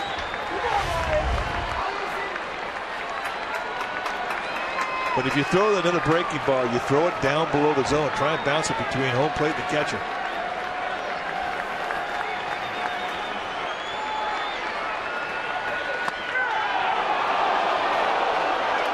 Stewart wanted the fastball inside, and they just missed. Yes, he did. 2-2. And go right back in there again. 2-2 pitch. You can try and throw that breaking ball down below.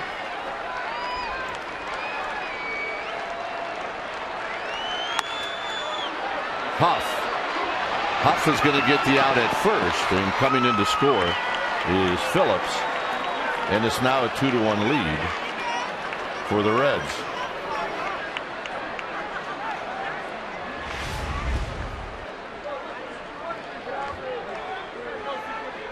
Now you see the play that caused the injury to Freddie Sanchez.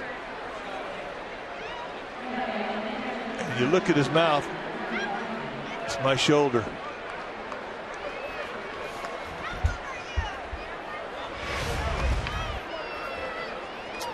So Phillips scores.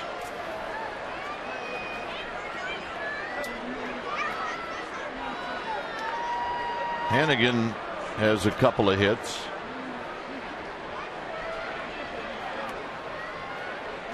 That run scored by the Reds snaps that streak of 6 straight starts in which he's allowed no more than 1 earned run.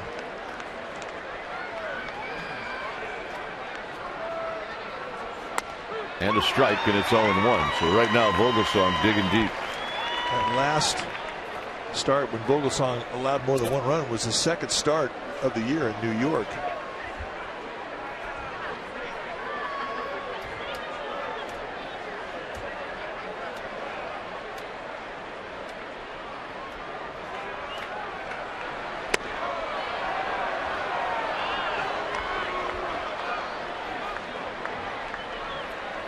Well, as problematic it has been for the Giants to score runs, this is a pretty big out right here.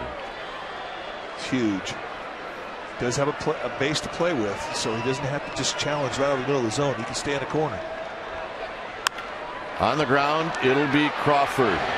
Crawford to Huff, and that'll end the inning. Reds take the lead.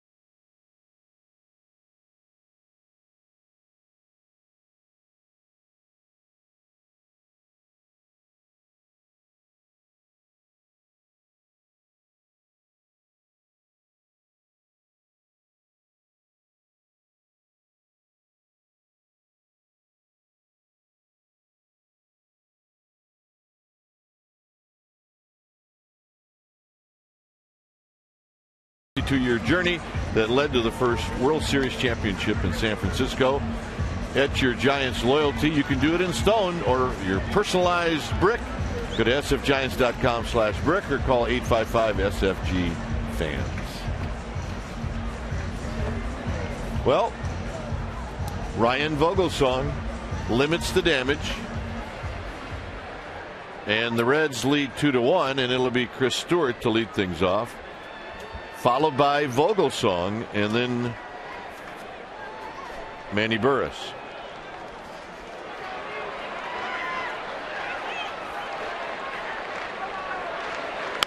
Stewart pulls the first pitch foul.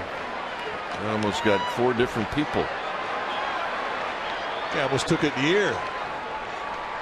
This guy that made the play. He brought his glove. Hi, Mom. Yeah, he was ready to make a play. He made the Hi Mom sign. Oh, he made that 11 years ago. Finally got to use it. Here's the 0-1 to Stewart. Stewart with a bunt. This could be his first hit of the year, and it is. Crank up the ground attack.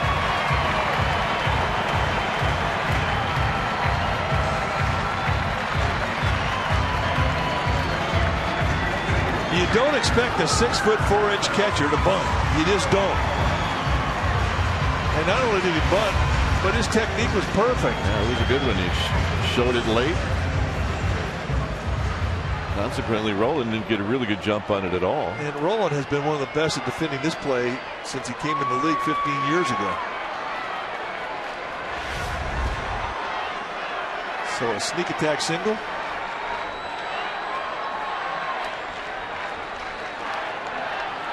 Vogelsong does a very good job with the bat. Bruce Bochy likes to use the hit and run with him.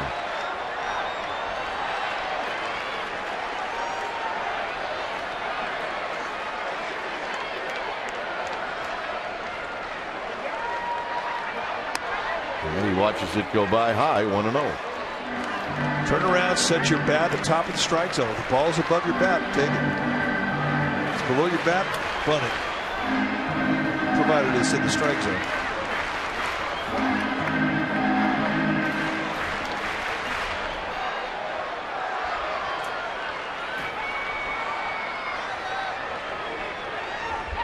In at third is Roland. Swing and a miss. 1 ball and 1 strike. So one thing Bruce Bochy will do, he will trust certain guys with the bat, and he trusts Vogelsong. Well, he's earned that respect. I mean, he's a good hitter. First hit since 2007, Chris Stewart. 1-1 to Vogelsong. Now he shows bunt again. And he pops it in the air and diving and almost hanging on is Hannigan. Well, that would have been a brilliant play by the Reds catcher. It's a perfect example, Mike, of how if you have a fielder's glove, you catch it. Yeah, you're right. With a catcher's mitt, you're going to catch it in the pocket. Even with the single hinge, it would have been a great play. You see the thing rattle around. It caught a lot of glove. Just not quite dead on the pocket. A little bit high on the thumb. That's all it took. Rattle, rattle.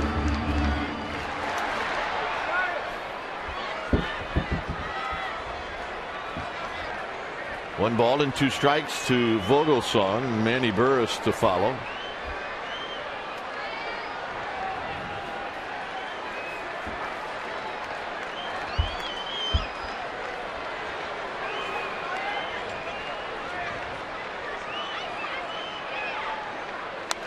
Fouls it back. It's a healthy 2-strike rip. Wood's done it effectively tonight. He has definitely changed sightlines, and he has used that fastball late in the count across the letters effectively.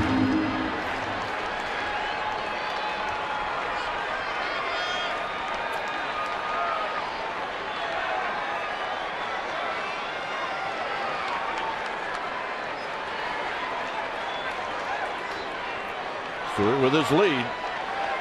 And now Vogelsong shows bunt, and he bunts it, and it's a good bunt.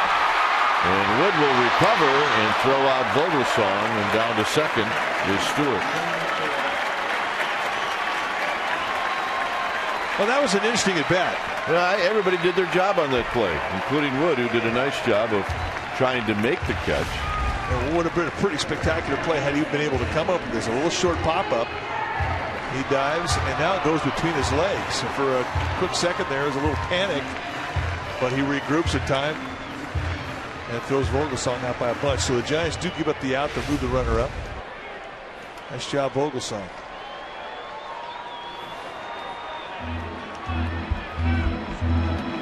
Burris bounced back to the pitcher in the first, and then he singled off the glove of Phillips. No, they gave him an error. Oh. Unbelievable. Well, Giants baseball on Comcast Sportsnet Bay Area is brought to you by Big O Tires. Post your comments about the San Francisco Giants on the Big O Tires sports blog at csnbayarea.com.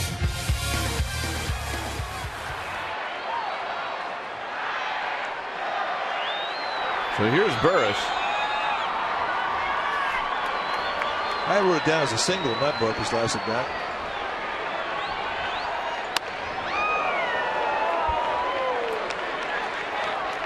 I didn't think that it was anything but, to be honest with you. Talking about the leadoff at bat that Burris had back in the third inning, hit off the glove of Brandon Phillips. It has been ruled an error. Wow. So Burris ahead of the count, 1 ball and no strikes.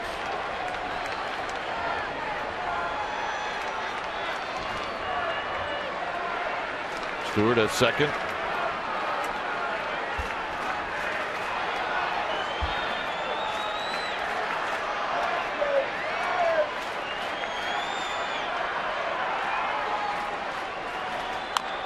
Tapped. Wood got him.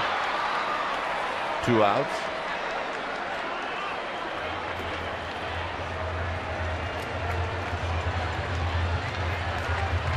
And here's Tejada.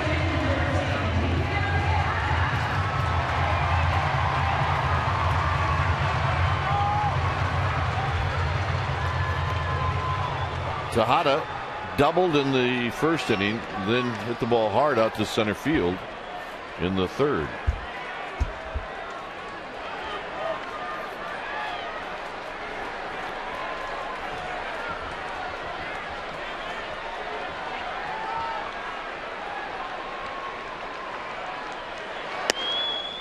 One ball and no strikes. This may be a situation for Wood and for Hannigan where they will not throw Tejada a strike and go after Brandon Crawford, who's on deck. Remember, Sanchez left the game with a shoulder injury.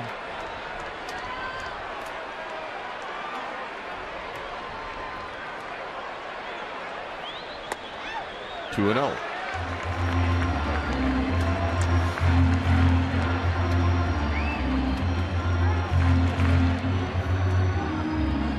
There's Crawford.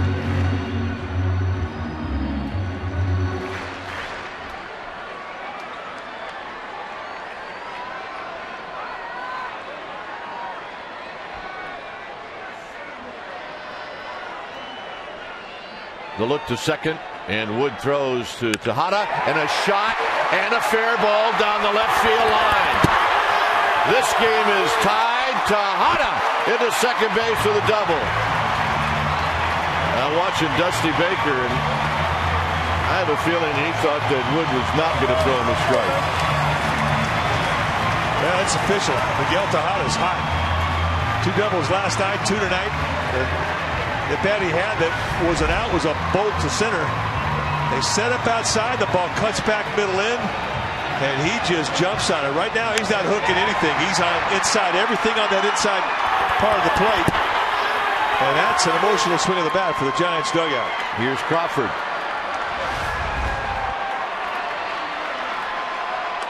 Inside to Brandon Crawford, batting for the first time. In for the injured Sanchez. A .250 average.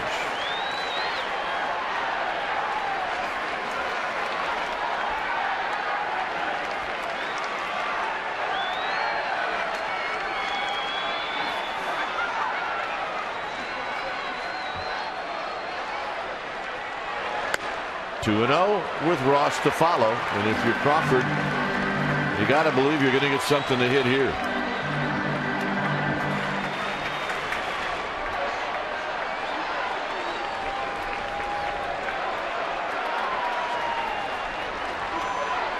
Two balls and no strikes. Hit down the left field line. A long run for Heisey, and it's foul. Wow. Not by much. Noble effort by Heisey. Well, if it's fair, it's out. It's an out.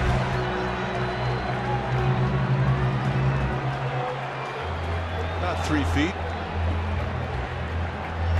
Heisey taking on the wall. He had to come a long way. They were about 3 steps towards center field.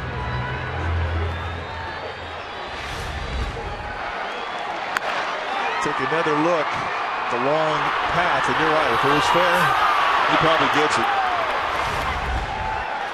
So it's a strike, and it's 2-1 to Crawford. 3-1.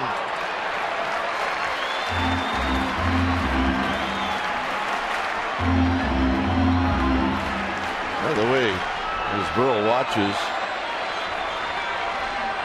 Tejada's got 4 doubles in this series. 3-1. And he skies it into center field. Coming in is Stubbs. And that'll end the inning. Giants tie it up on a bunt single and a double by Tejada. After 5, it's a tie ball game.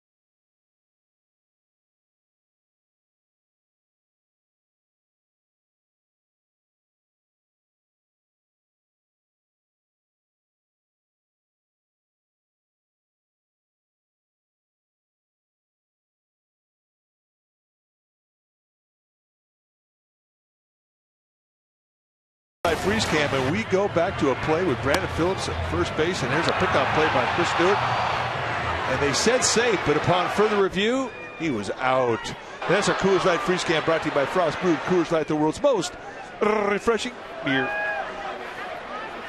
Paul Janisch will lead things off. It's a 2-2 ball game. 101 pitches so far on the night for Vogelsong. First pitch high, 1 ball and no strikes. He needs a nice, clean inning.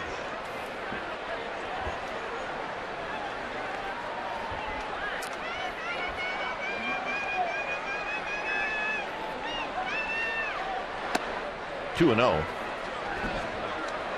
Walking the first guy would not be a nice, clean inning.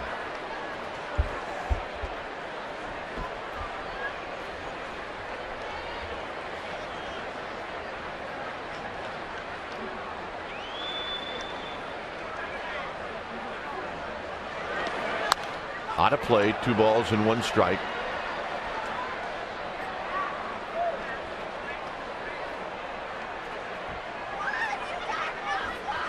Lots of activity in the Giants bullpen. Affelt, Casilla.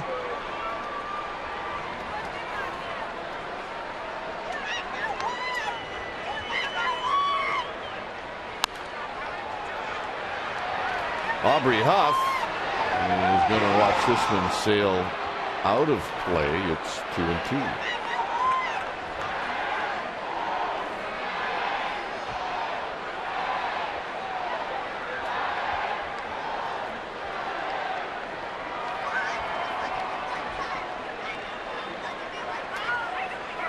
They had a wild one in Colorado. Colorado was up 6-0 late in that ball game. The Dodgers made it interesting there in the 9th.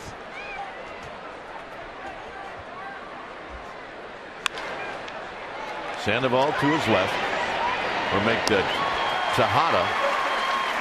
One out. All right, Amy G, help me out here. Well, yesterday, Dwayne, a very special day for the 2010 World Series MVP. Edgar Renteria received his ring in an on-field celebration. I spoke with Edgar today, and he said he was just so honored, and he was actually very surprised that the entire Giants team came out to celebrate him and watch him get his ring. He said it actually felt like when they won the World Series, jumping around on the field, and he added jokingly that it was an emotional night, but he didn't cry like Juan Uribe. Gentlemen. Well, Guillermo Mota made the call. He said, nope, Edgar's not going to cry. And he was right. There's Guillermo. Both part of that team. 0-2 to Travis Wood. You just don't see many guys that throw left-handed and hit right-handed. You just don't, especially pitchers. Oh, my first game.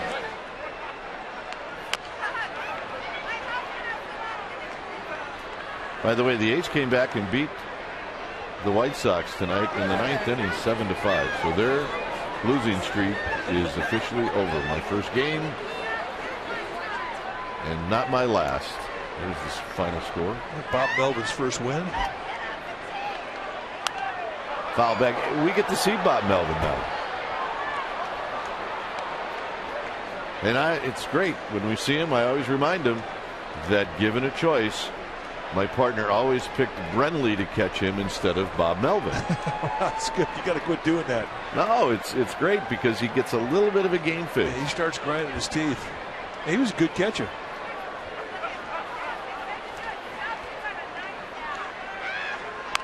He always tells the same story about some game he caught in the playoffs that you threw in. And that's supposed to like nullify all the other starts that Brenly had. That was a good 1-2 punch with catchers. They were fantastic.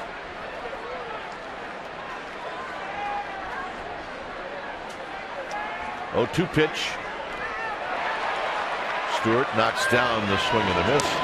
And Wood is retired. Giants baseball on Comcast Sportsnet Bay Area is brought to you by Infineon Raceway. The NASCAR Sprint Cup Series returns to Sonoma June 24th through the 26th for the Toyota Safe Mart 350. Tickets at InfineonRaceway.com. Here's Stubbs.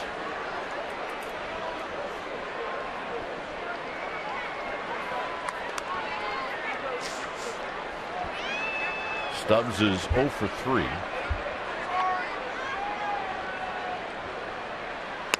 And a strike. Now, one thing about Drew Stubbs, he will strike out a lot. Man. He's struck out 86 times so far this year. I mean, that's a huge number for anybody, but especially a leadoff hitter. And that's back right where it came from as Vogelsong looks into his glove. And that'll be a 2-out single. And here's Phillips.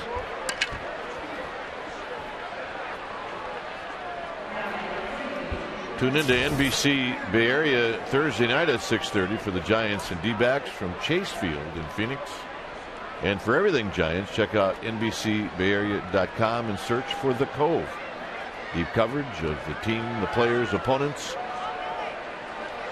And you can take a peek into the iconic ballpark. The Cove on NBCBayArea.com. Phillips is 3 for 3.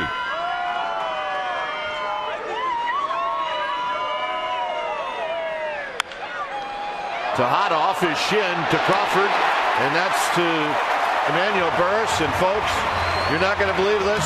They work on that in spring training. Unbelievable.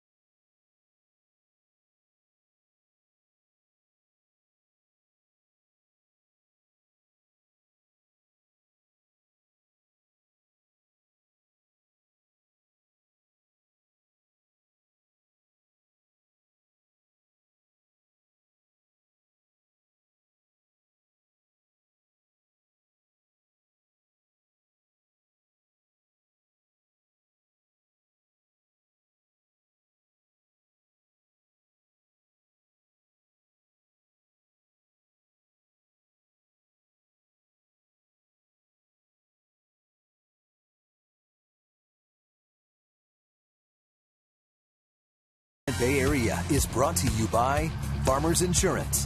Call 1-800-FARMERS or visit farmers.com to find a local agent. We are insurance. We are farmers. By Xfinity, home of the most live sports. And by Jack in the Box. Right now at Jack in the Box, get the new Bourbon Barbecue Steak Grilled Sandwich at participating restaurants. Outside the ballpark, you see Juan Marichal about ready to deliver a pitch. It's a 2-2 ball game here in the bottom of the, where are we? Bottom of the 6th inning. This is one of the great plays of all time. Well, like you said, they practice on this in spring training every day. Take a one-hop Schinberger over to the shortstop and get the force at second. The only thing better would have been if it had been a double play. Yeah, you're right, and it could have happened. Tejada never rubbed the Schinberger. No, he thought it was great. Here's Cody Ross, who's 1 for 2. Wood delivers one, and Ross pops it to left. 1 out.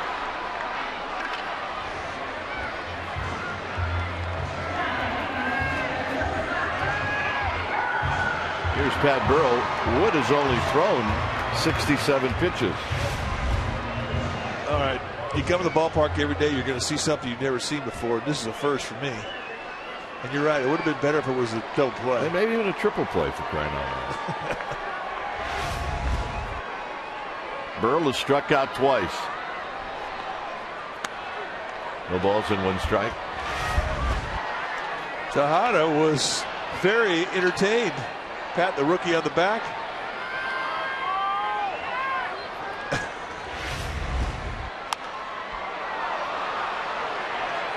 It's Rowland putting it away. 2 outs. And here's Huff.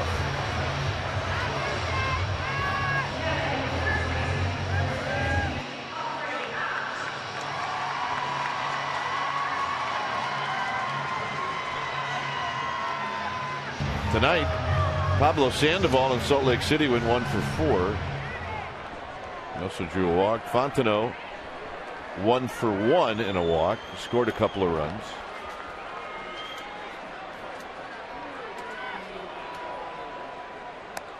Pitches high to Huff with Rowan to follow. Affelt. Looks like Affelt will be coming into the game with Votto and Bruce to lead things off in the 7th. Huff! High drive! Right field! Off the top of the wall! And Huff has got a double. Maybe more. And he will stop at second base. You can see the disappointment. He thought he had it. We thought he had it.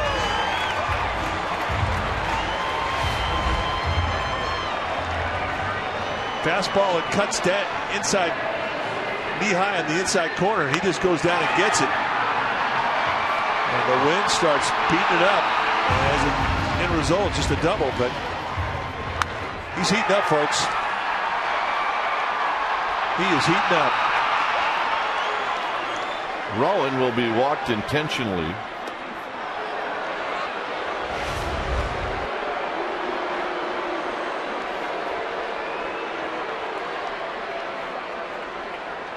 And the hitter will be Chris Stewart.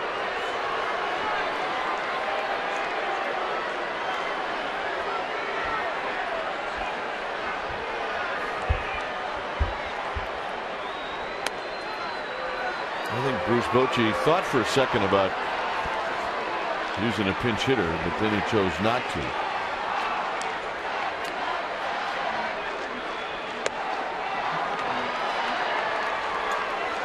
Remember, you're in the 6th inning, and you had to use Crawford because of the injury to Sanchez. The only right-handed hitter he has outside of Eli Whiteside, who we have to replace, is Andres Torres. He's got 2 left-handers on the bench, Nate Sherholtz and Connor Gillespie. And he has to use somebody to hit for the pitcher. And Torres now is on deck, so it's up to Stewart, who bunted his way on in the 5th inning.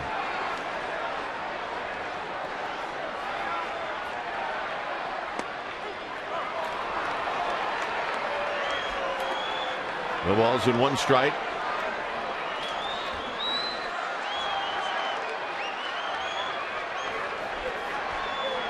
See the defense.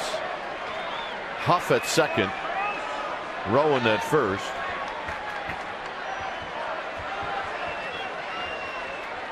The target is on the inside corner, and Stewart fouls it back, and now he's in the hole. Really didn't go to the target. It leaked out over the plate.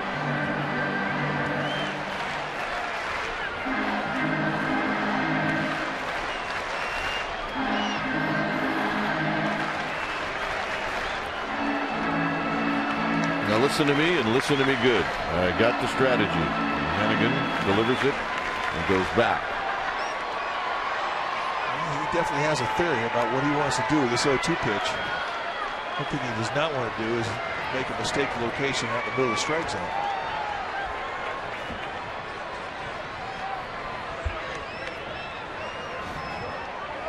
Again, setting up inside, and it almost hit him. It's 1-2.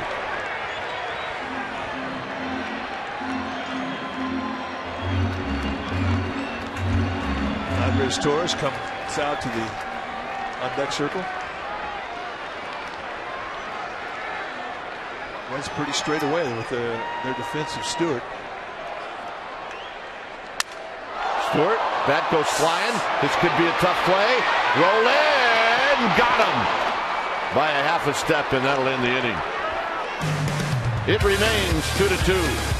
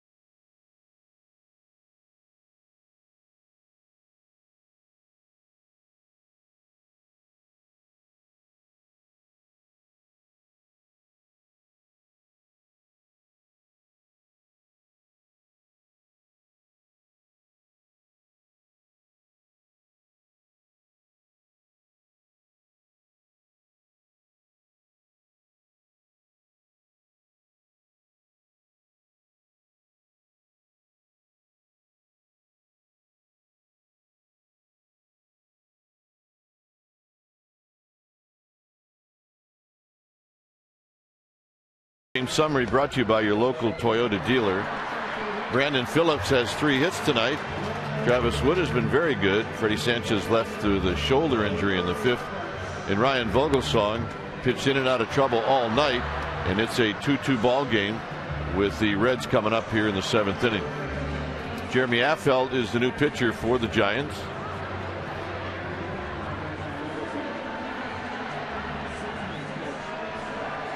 When it's time for a change, think Speedy Oil Change and Tune-Up. Your oil change tune-up and smog experts. So Affeldt, his job, he gets the big guys. He gets the heart of the Reds lineup. You see the numbers for Affeldt, and he's been throwing great baseball lately. Really has been in a nice rhythm.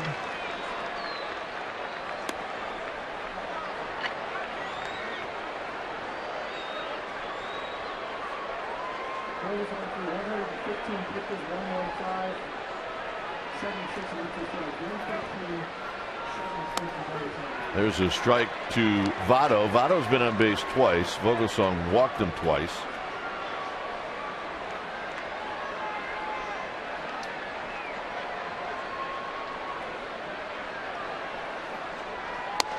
Inside corner, and now it's 1-2. One thing I'm so impressed with is how Joey Votto stays back on off-speed stuff. It's rare to get him off his back leg, and he really is a good breaking ball hitter. And however, against that knee buckler that Affeldt is featuring right now, it took both legs completely out of the swing. Watch him reach. And you want him to put that ball in play. Yep. And when hitters or when pitchers say they pitch to contact, that's what you want. You want a guy to lose his legs and put the ball in play, just waving through it. And that fastball goes to the backstop. It's 2-2. The cutter. That's a new look.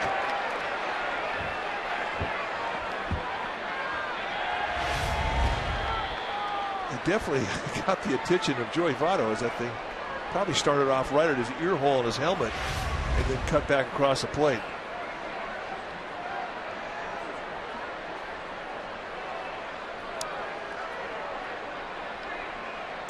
Got him. That was wicked. That was absolutely wicked. And we're talking about really one of the really good breaking ball hitters in the game. Just gets locked up. That's how good Affeldt's breaking ball is. I remember the last one went at his helmet, and just for a millisecond you start to think another one is, and that's what happens. That was a rough at bat. And Jay Bruce just found out how good that breaking ball is.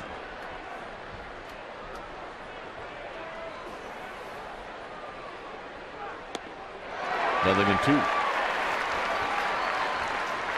When you hit off a guy who's got a breaking ball working like Affeldt, I mean, are you saying I'm just going to swing at the first pitch that's a fastball that I see? No, if you got a hittable fastball, absolutely. Got him. Well, that's the groove that Affeldt's been in. He's been getting ground balls with the sinker, and he's been getting lots of swing throughs with the breaking ball. And Bruce just cannot hold up. If there's a better left-handed curveball in the game right now, I want to see it, because this is just a pearl. Rolling 1 for 3. And he takes a strike. He's had 2 for 7 history against Affeldt, and one of those hits a home run.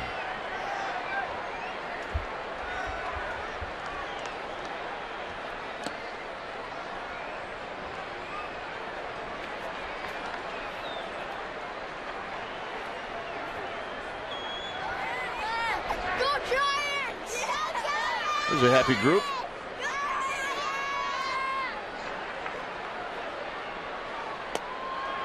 Tried to backdoor him, 2 balls and a strike. Another tight game here at AT&T Park. Hey, that's how they roll. Indeed it is. Crawford, Huff, side retired. It'll be Torres, Burris, and Tejada in a 2-2 tie. How about that?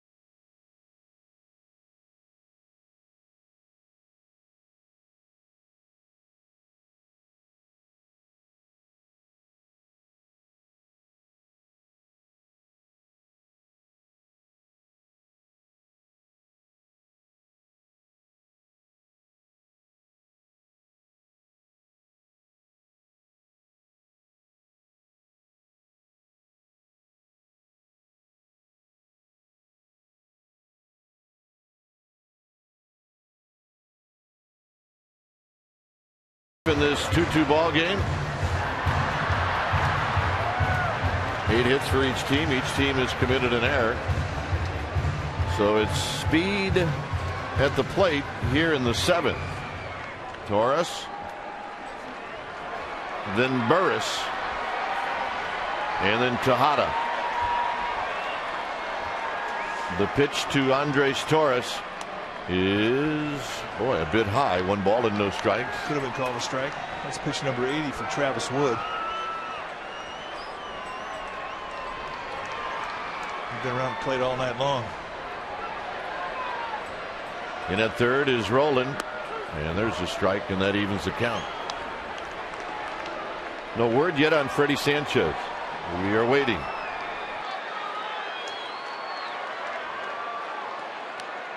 Torres trying to reach here in the 7th. He fouls this one off the end of the bat. It's 1-2. Here's Bochy and his bench coach, Ron Wotus.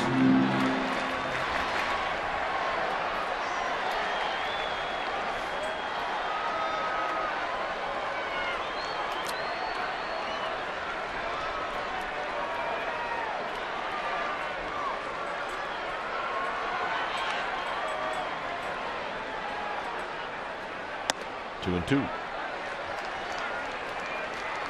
Sergio Romo now in the Giants bullpen.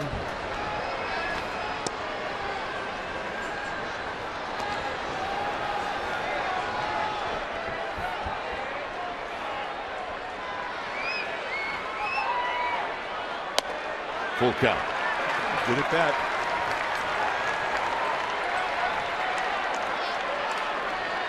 There's Burris. Wood has walked 1 Giant tonight, and that was Aaron Rowan last inning on an intentional walk.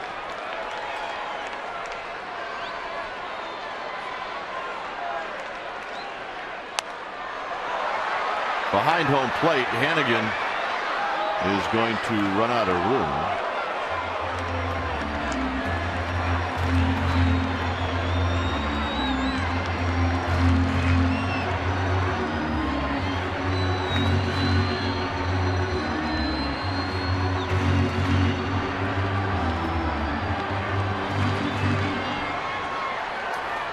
Three and 2 to Andres Torres in a 2-2 ball game as Torres is leading off the bottom of the 7th.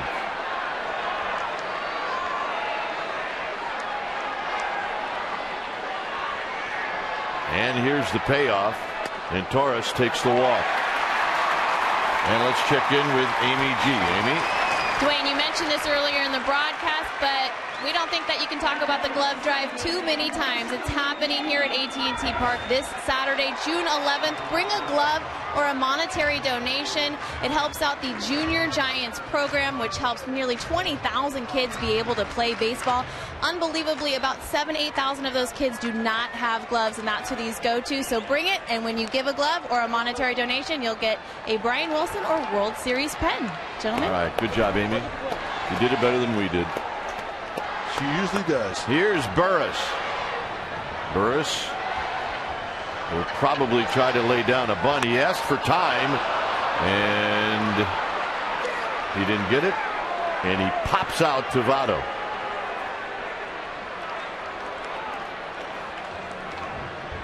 Well, that didn't work. You see him asking for time. He didn't leave his position, so I mean, you're not always going to get it. Obviously, a frustrating at bat.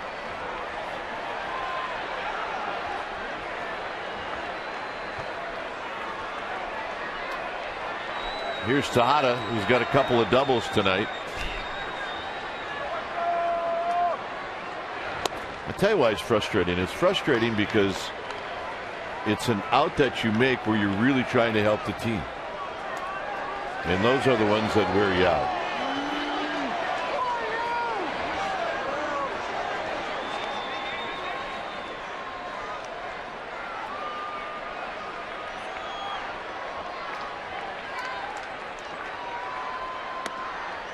So now it's up to Torres to see if maybe he can get into scoring position with a steal. He's got a terrific percentage this year in stolen bases. He's 7 out of 8. He got thrown out yesterday on a botched hit and run. Pops this one foul down the left field line.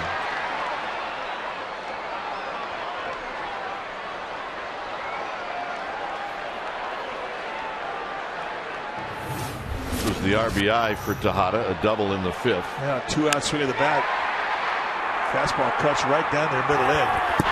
But right now, I mean, he's not hooking things foul down the line. He's staying inside it. He's got a good swing. Every at bat he's had tonight against Wood has been a good one. Torres with a good lead.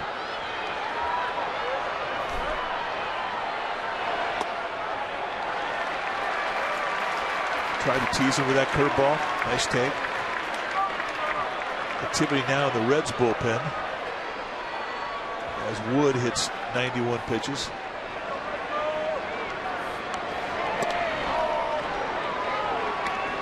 Jose Arredondo, the right-hander.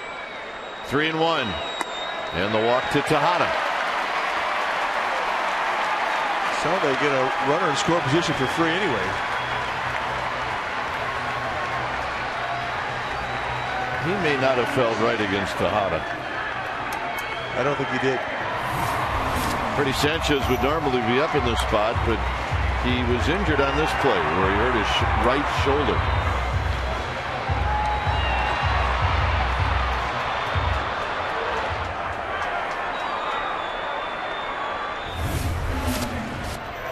Crawford, in his only at bat, popped out to center field to end the 5th inning.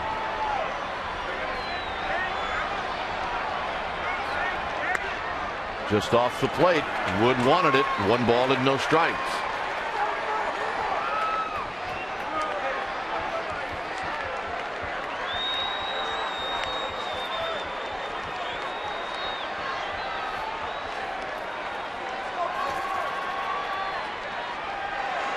Crawford on the ground sharply. Giannis to Phillips. Phillips on to first. And that's a double play to end the inning. Crawford hit it on the nose, but we will head to the 8th.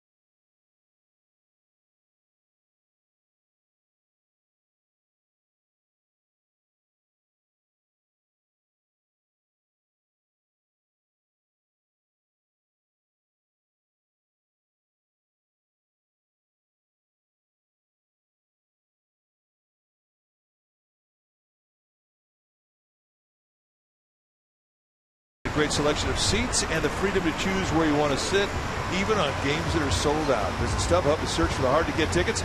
StubHub is the official fan-to-fan ticket marketplace of the San Francisco Giants, so head to StubHub and choose your seats today. StubHub.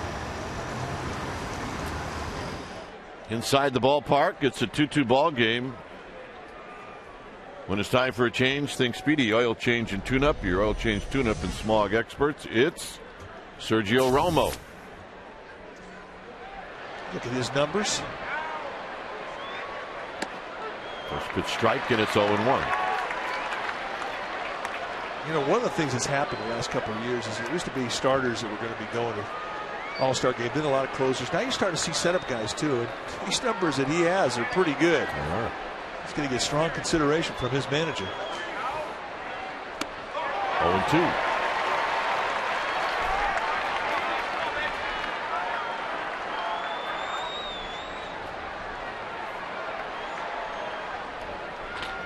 As he's reached on an air, he's walked, and he's bounced out to first. The ground ball to first knocked in a run.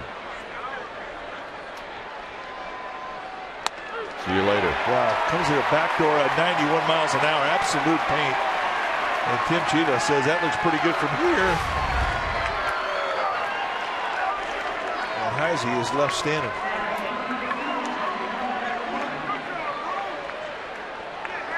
Very, very deceptive motion.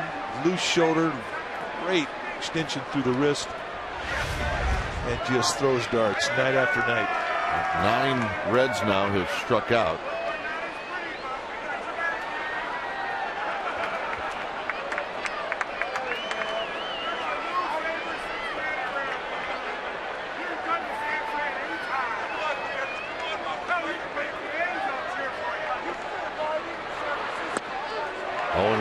To Hannigan.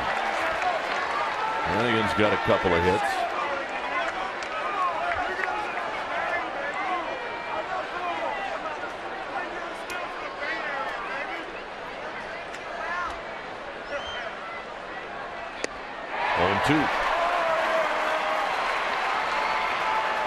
Just unusual rotation on the slider.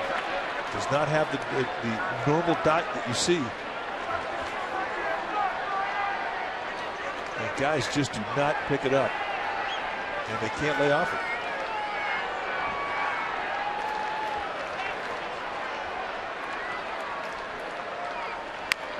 Pulled on the ground, foul.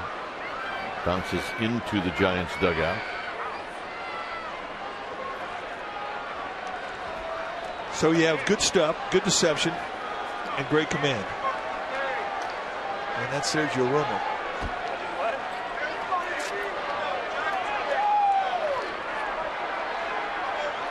And you're facing 3 right-handed hitters.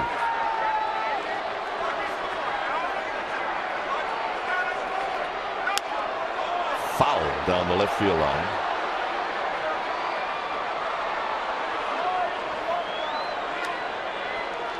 Could have had it. E10. Brought his glove. He'll forget about it in about 10 years. 0-2.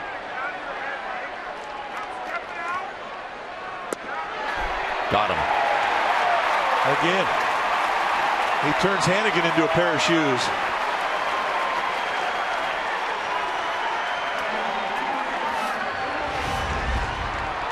And it's the same way that he got Heisey. And watch the movement on the fastball come back to the strike zone. Hannigan had given up, and he, like Heisey, takes the walk. Here's Giannis. 0-1.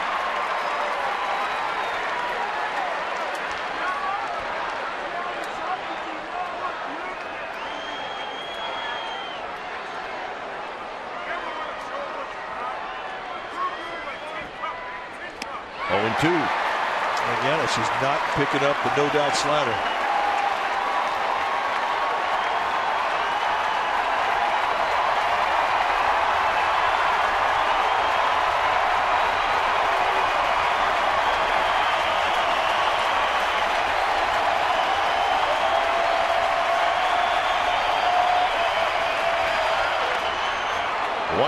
and 2 strikes.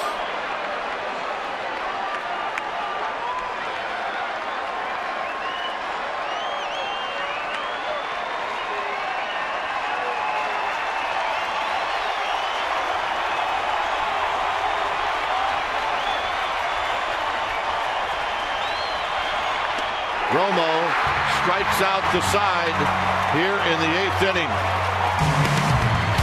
Giants are coming up.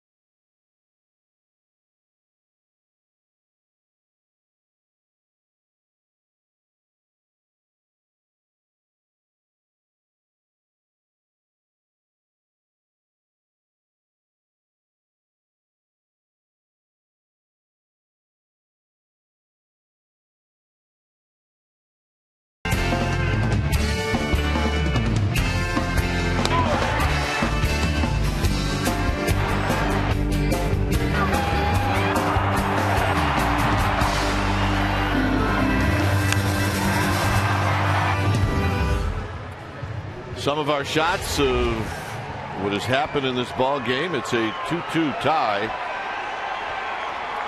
Another sellout today. 41,686. Is Cody Ross will bat first, facing Travis Wood. Travis Wood, 94 pitches through 7, coming out again. Outside, 1 ball and no strikes. Nate Scherholtz is on deck.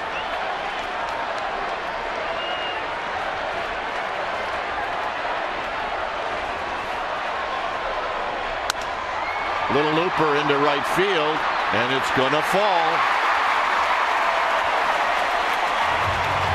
For the 2nd inning in a row, the Giants have their leadoff hitter on. Now Scherholtz has been pulled back, and Matt Cain is going to hit. That tells you it's a bunt situation. Cain, one of the best bunters amongst that pitching staff.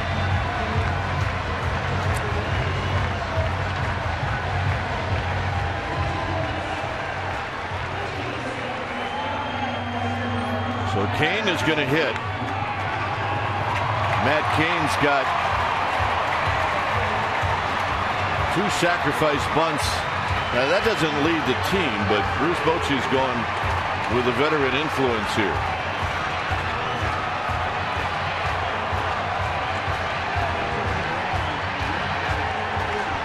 Well, it just makes too much sense. Pitchers spend most time practicing their bunting.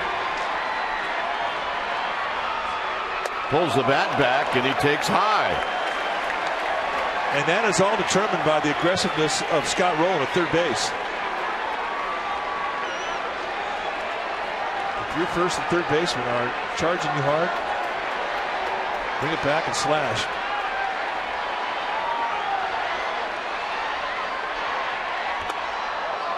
And Cain, well, if you got a piece of it, it doesn't matter. It's 1 ball and 1 strike.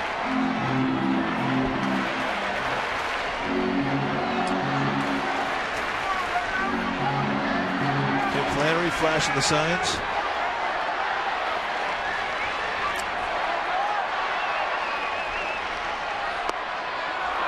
And a late call strike, and it's 1-2. Wow. This coach is saying that ball's low. I don't know if he called it on. Did he try and bunt at it? He definitely didn't try and bunt at it. He popped that ball 2 inches off the ground.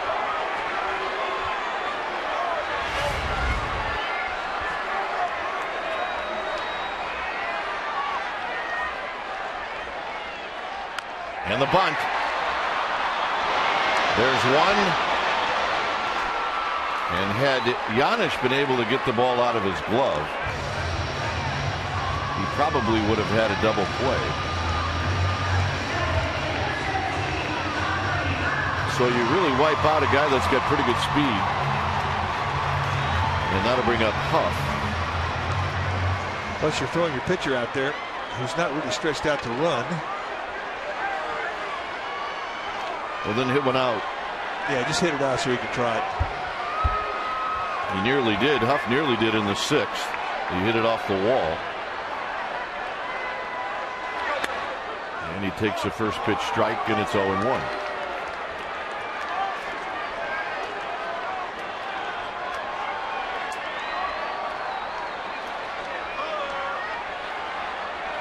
He crushed the ball his last at bat. How it didn't get out of here, I don't know. And I think Albert Huff's thinking the same thing. He just got AT&T.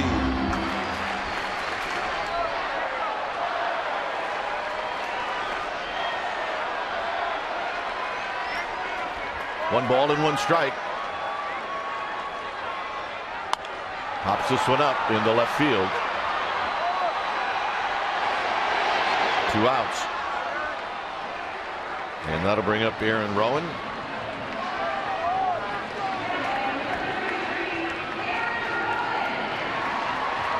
Rowan is singled, he's bounced out, and he was walked intentionally.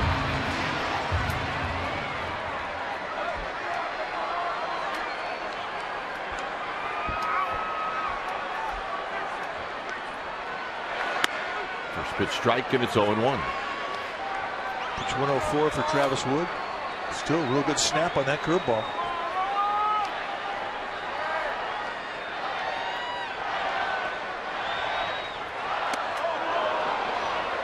Softball comes right back with a changeup and gets Rowan way out front.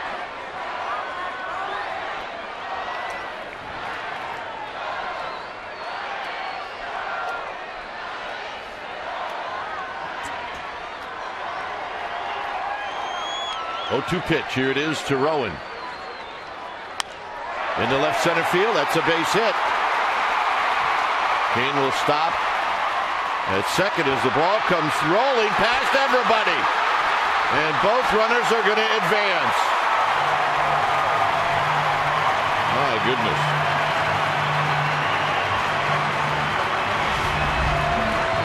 Well, nice 2-strike, 2-out hit by Rowan, who finds a gap. It was going to set up at first and second. Heisey throws into the infield, and it gets by everybody. And an easy take at second and third. And it sets it up for Chris Stewart.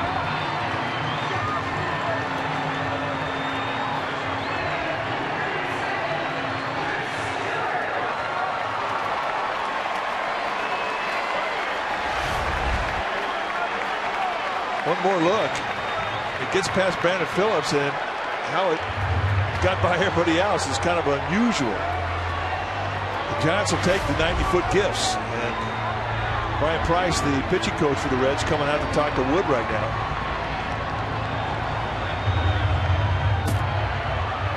Giants have Nate Sherholtz, Connor Gillespie,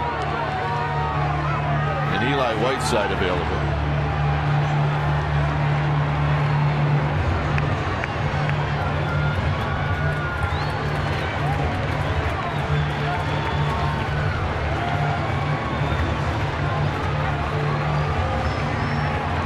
Try and nibble on him the first couple pitches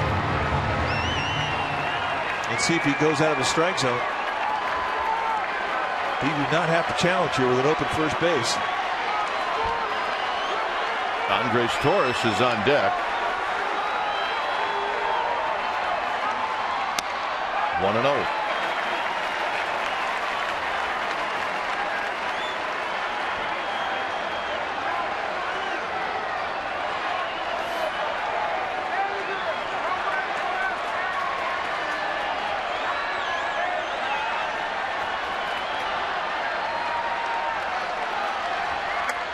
Two balls and no strikes. And now they may just walk him. Mr. Baker pacing in the Reds dugout.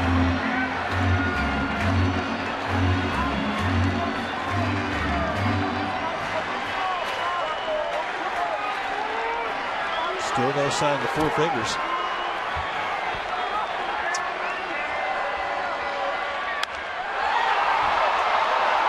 Into left field. Heisey's going to track it down, and that'll end the inning. We will go to the ninth. It's 2-2.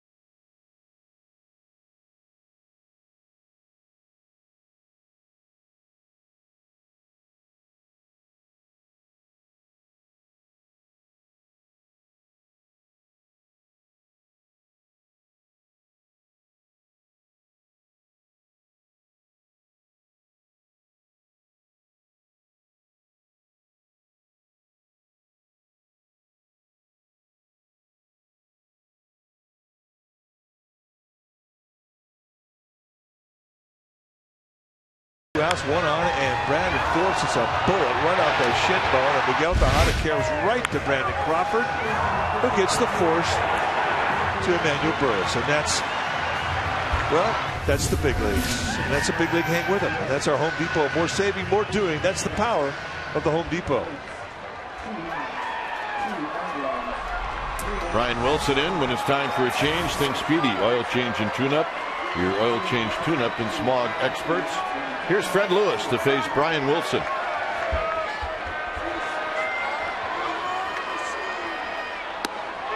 First pitch strike to Lewis.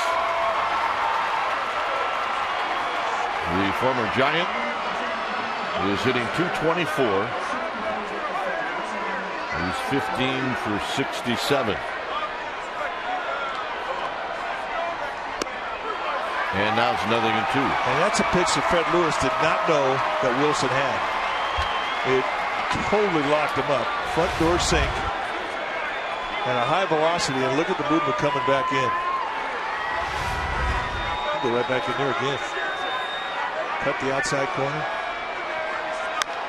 Big chopper. And this will be a base hit. So speed aboard for the Reds. Lewis on an 0-2 pitch.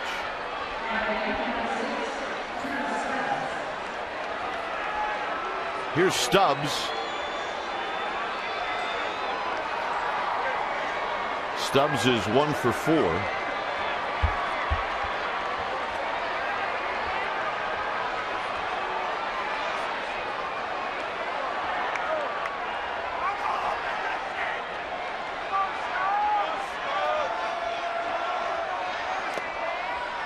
dirt. 1 ball and no strikes as Stubbs showed bunt. Oh, a nice play by Stewart.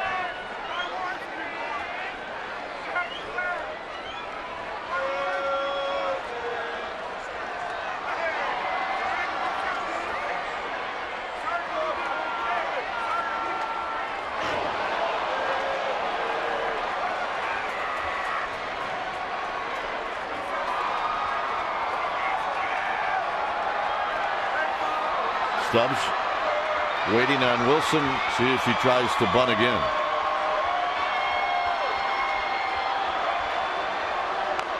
And he bunts it, and I think it hit off his foot. It's 1 ball and 1 strike.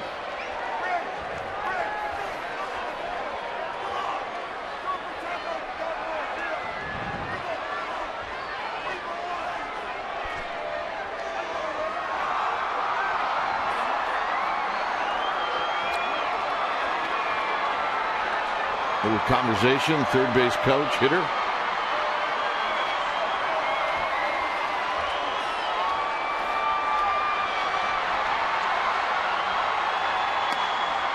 Now it's 1-2. Well, it's not easy to hit either. Tough to bunt, not easy to hit. Two-seamer just goes right under the bat, and Stubbs doesn't even draw wood. And that'll make you talk to yourself in the batter's box, that's for sure.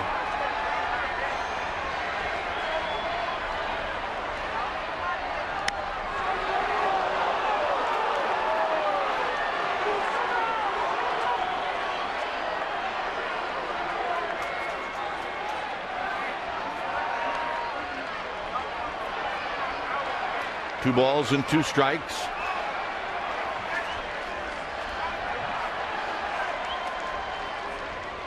And Lewis is back.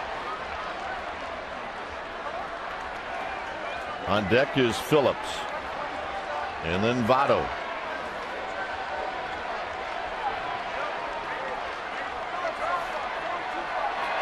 Got him. Oh, that's just persistence to the inside corner with big movement on a 2-seam fastball with a high velocity.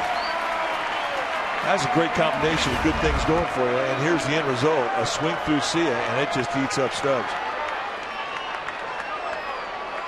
So his out cannot advance Lewis to second. Just power personified in a very compact motion from Brian Wilson.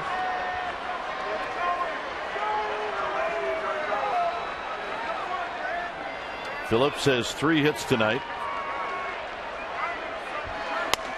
And he takes a strike, and it's 0-1.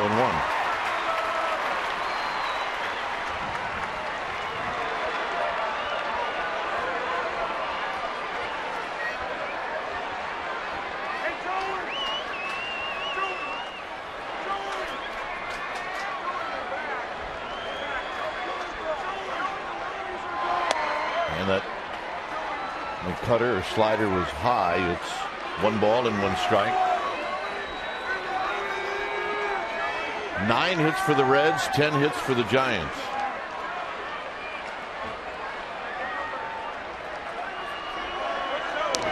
Still paying close attention to Freddie Lewis. Wilson, very quick out of their delivery. If Lewis is going to steal it, he's going to have to get a good jump because Wilson's not going to help him with a long time unloading out of stretch position. 1-2. 96 with 2-seam movement.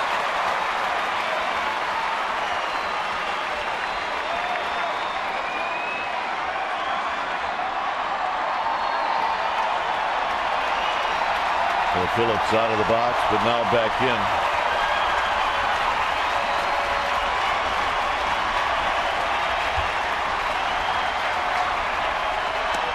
Very high, 2-2.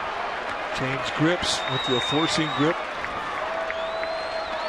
I mean, those are subtleties that really make a big difference in the eye of a hitter when you're talking 96 miles per hour with both grips. There aren't many guys that can do that. You might get 96 with a 4-seam, but it's hard to get that with a 2-seam grip.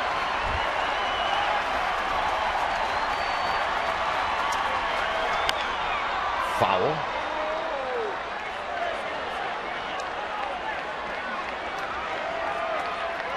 Aaron Rowan will track it down.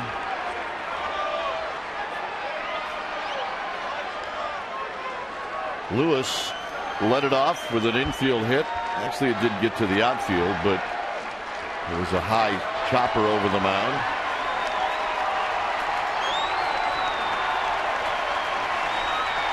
Two and two. Burris. That's one, and that's two. Freddie Lewis ran into a double play. Giants are coming up.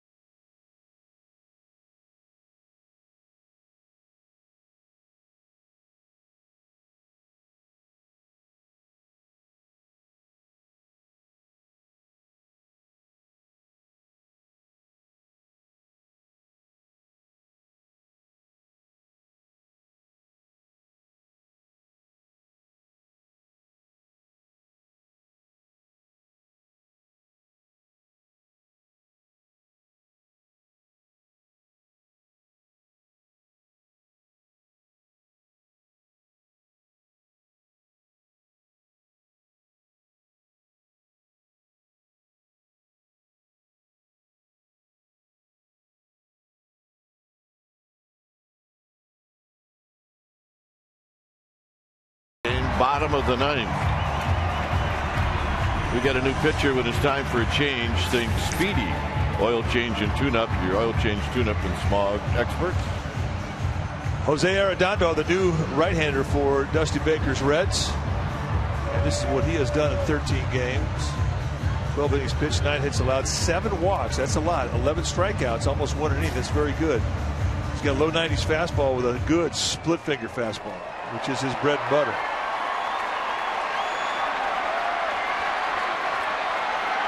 It'll be Torres, Burris, Tejada, Crawford, and then Ross. 1 ball and no strikes.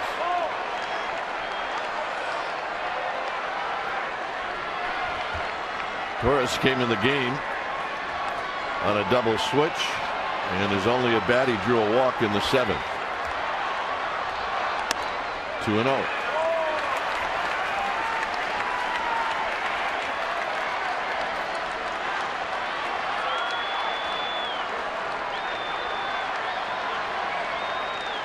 Torres will look for a pitch to drive, and it's 3-0.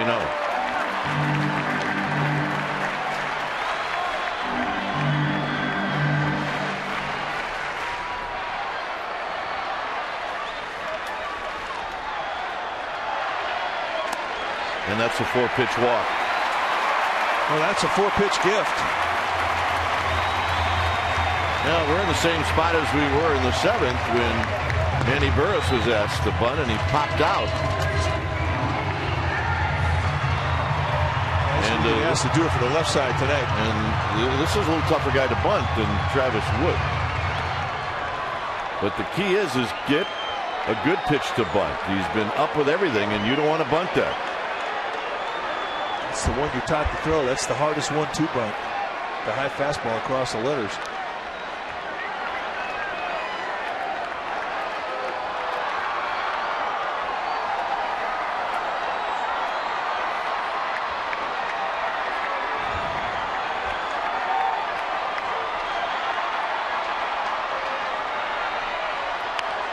And this is a good one.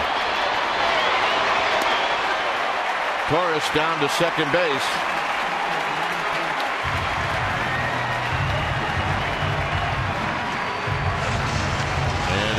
Tejada. Unless they walk Tejada. Well, Dusty Baker's watched Tejada the last couple nights, and he's seen him hit 4 doubles and has had great at-bats. He knows he's got a rookie and Brandon Crawford on deck.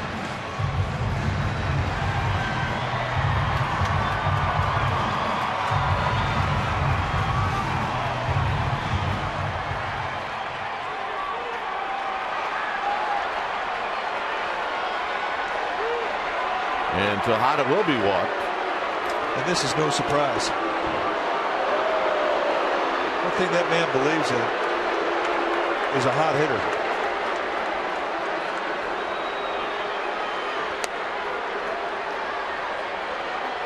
And maybe he brings in a lefty. Maybe not. He being Dusty Baker.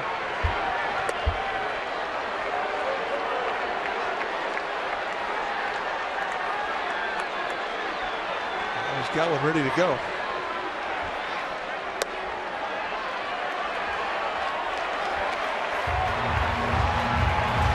So Crawford will be batting for the second time. And he's going to the bullpen. When it's time for a change, think Speedy. Oil change and tune-up.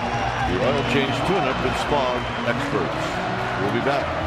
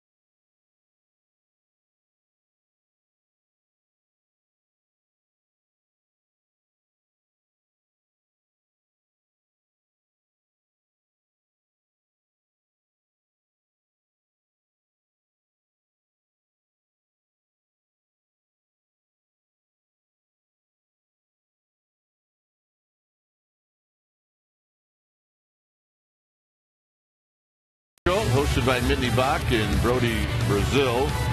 It'll be a reaction inside the Giants clubhouse. Mark Jackson, he's in town. And are the Raiders going back to LA? And when's it going to happen? It's going to happen after postgame live tonight.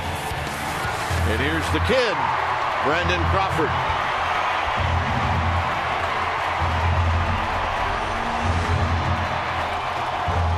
The left-hander for the Reds, Bill Bray. 33 times he's come in. A situational lefty. 17 strikeouts at 21 of 3s. A low 90s fastball with a good hard slider. And you can bet that Brandon Crawford is going to see a bunch of those.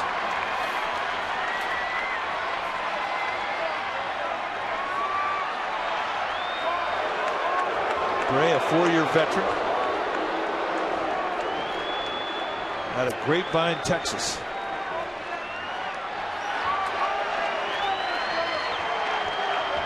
Torres at second, Tejada at first. Crawford has popped out. He hit a ball sharply in the 7th inning, and he hit it right at the shortstop, Giannis. First pitch strike, and it's 0-1, so Crawford has seen it.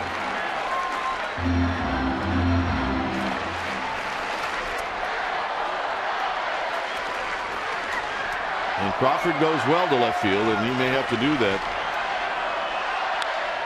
As he rolls it foul, it's 0-2.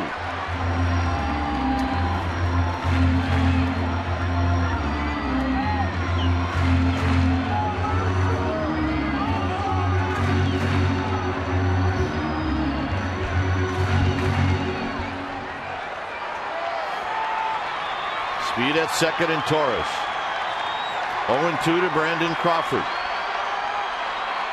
And they're setting up way off the plate. And he got him.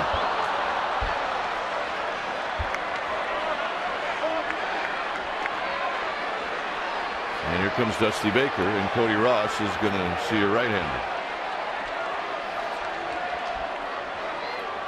We think. Yep, right-hander's coming in. So it'll be a matchup of Cody Ross against the new Cincinnati pitcher. It's tied.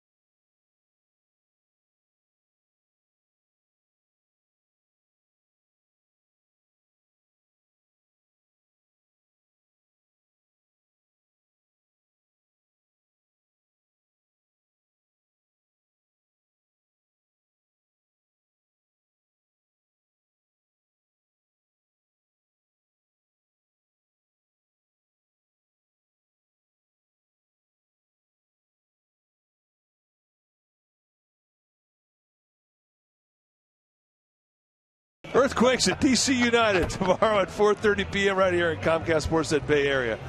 Earthquakes at DC United. That's the best.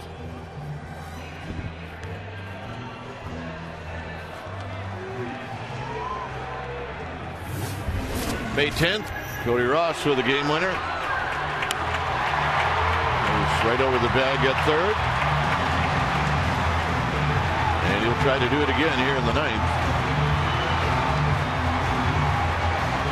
Now the guy who's going to have to do it against is Logan Ondersek, a big sinker baller who's low 90 sink with a good hard splitter and a good hard cutter. Ross 2 for 4 lifetime. One of those hits, a home run, so he knows it. Cody Ross with a couple of hits, and he takes low. 1-0 is Nate Scherholtz is on deck. There you see what Ondersek has done. He's been steady and a good solid arm for Dusty Baker. 3-2, 1.87 ERA.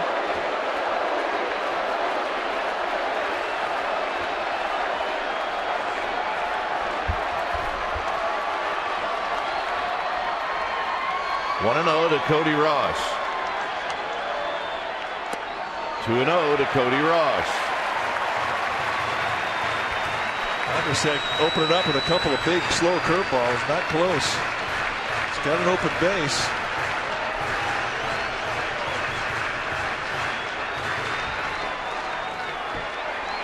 And he knows that Ross has had success. He knows that he's in his book.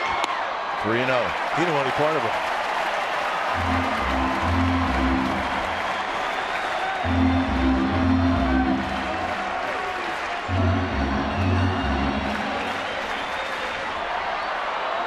If Ross is going to sit on one that's right over the middle of the plate. It was there, and it's 3-1. So Ross adjusts the batting gloves as he steps out. Back in the box with the winning run at second.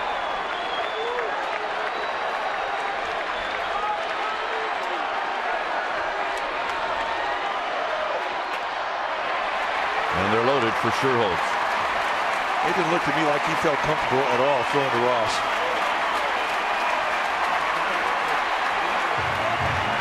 Yeah, you're going to hear a pretty good ovation for Nate Scherholtz.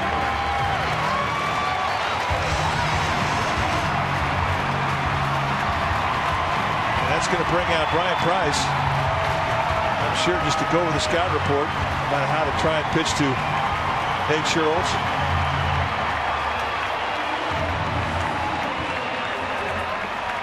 Batting for Brian Wilson, number 12, Nate Scherholz. Nate Scherholz has had some moments over the last month. And you see his lifetime numbers as a pinch hitter. He literally beat the Cardinals on the last road trip in one game with a two-out game tying hit in the ninth, and later on a game-winning hit in extra innings. So here he is with the bags loaded in the bottom of the ninth inning. No place to put him.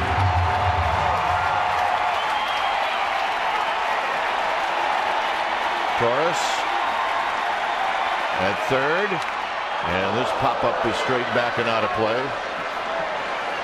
And it's no balls and one strike. So he opens him up with a little cutter right on the hands.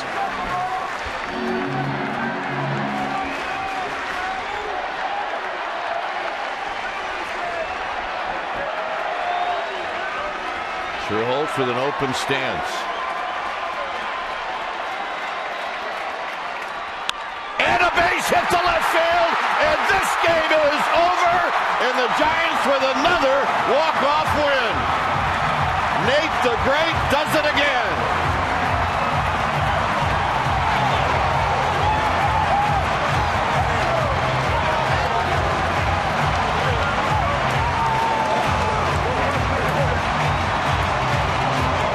Now, how many times have we seen him do this? Take the outside location the opposite way, and this one finds a hole, and 41,686 go home happy. He is something else, folks. Well, how many times have we said the bullpen and Nate Scherholz, and that's what you can say tonight. What a win, what a win. And for everybody out there, I mean, this was a grind. And to finally put it together at the bottom of the ninth and set it up for Nate Scherholz, who's had the hot hand. Well, it's just another add-on in the win column, coming from behind and walking it off. Wow. Giants win this one by a final of 3-2.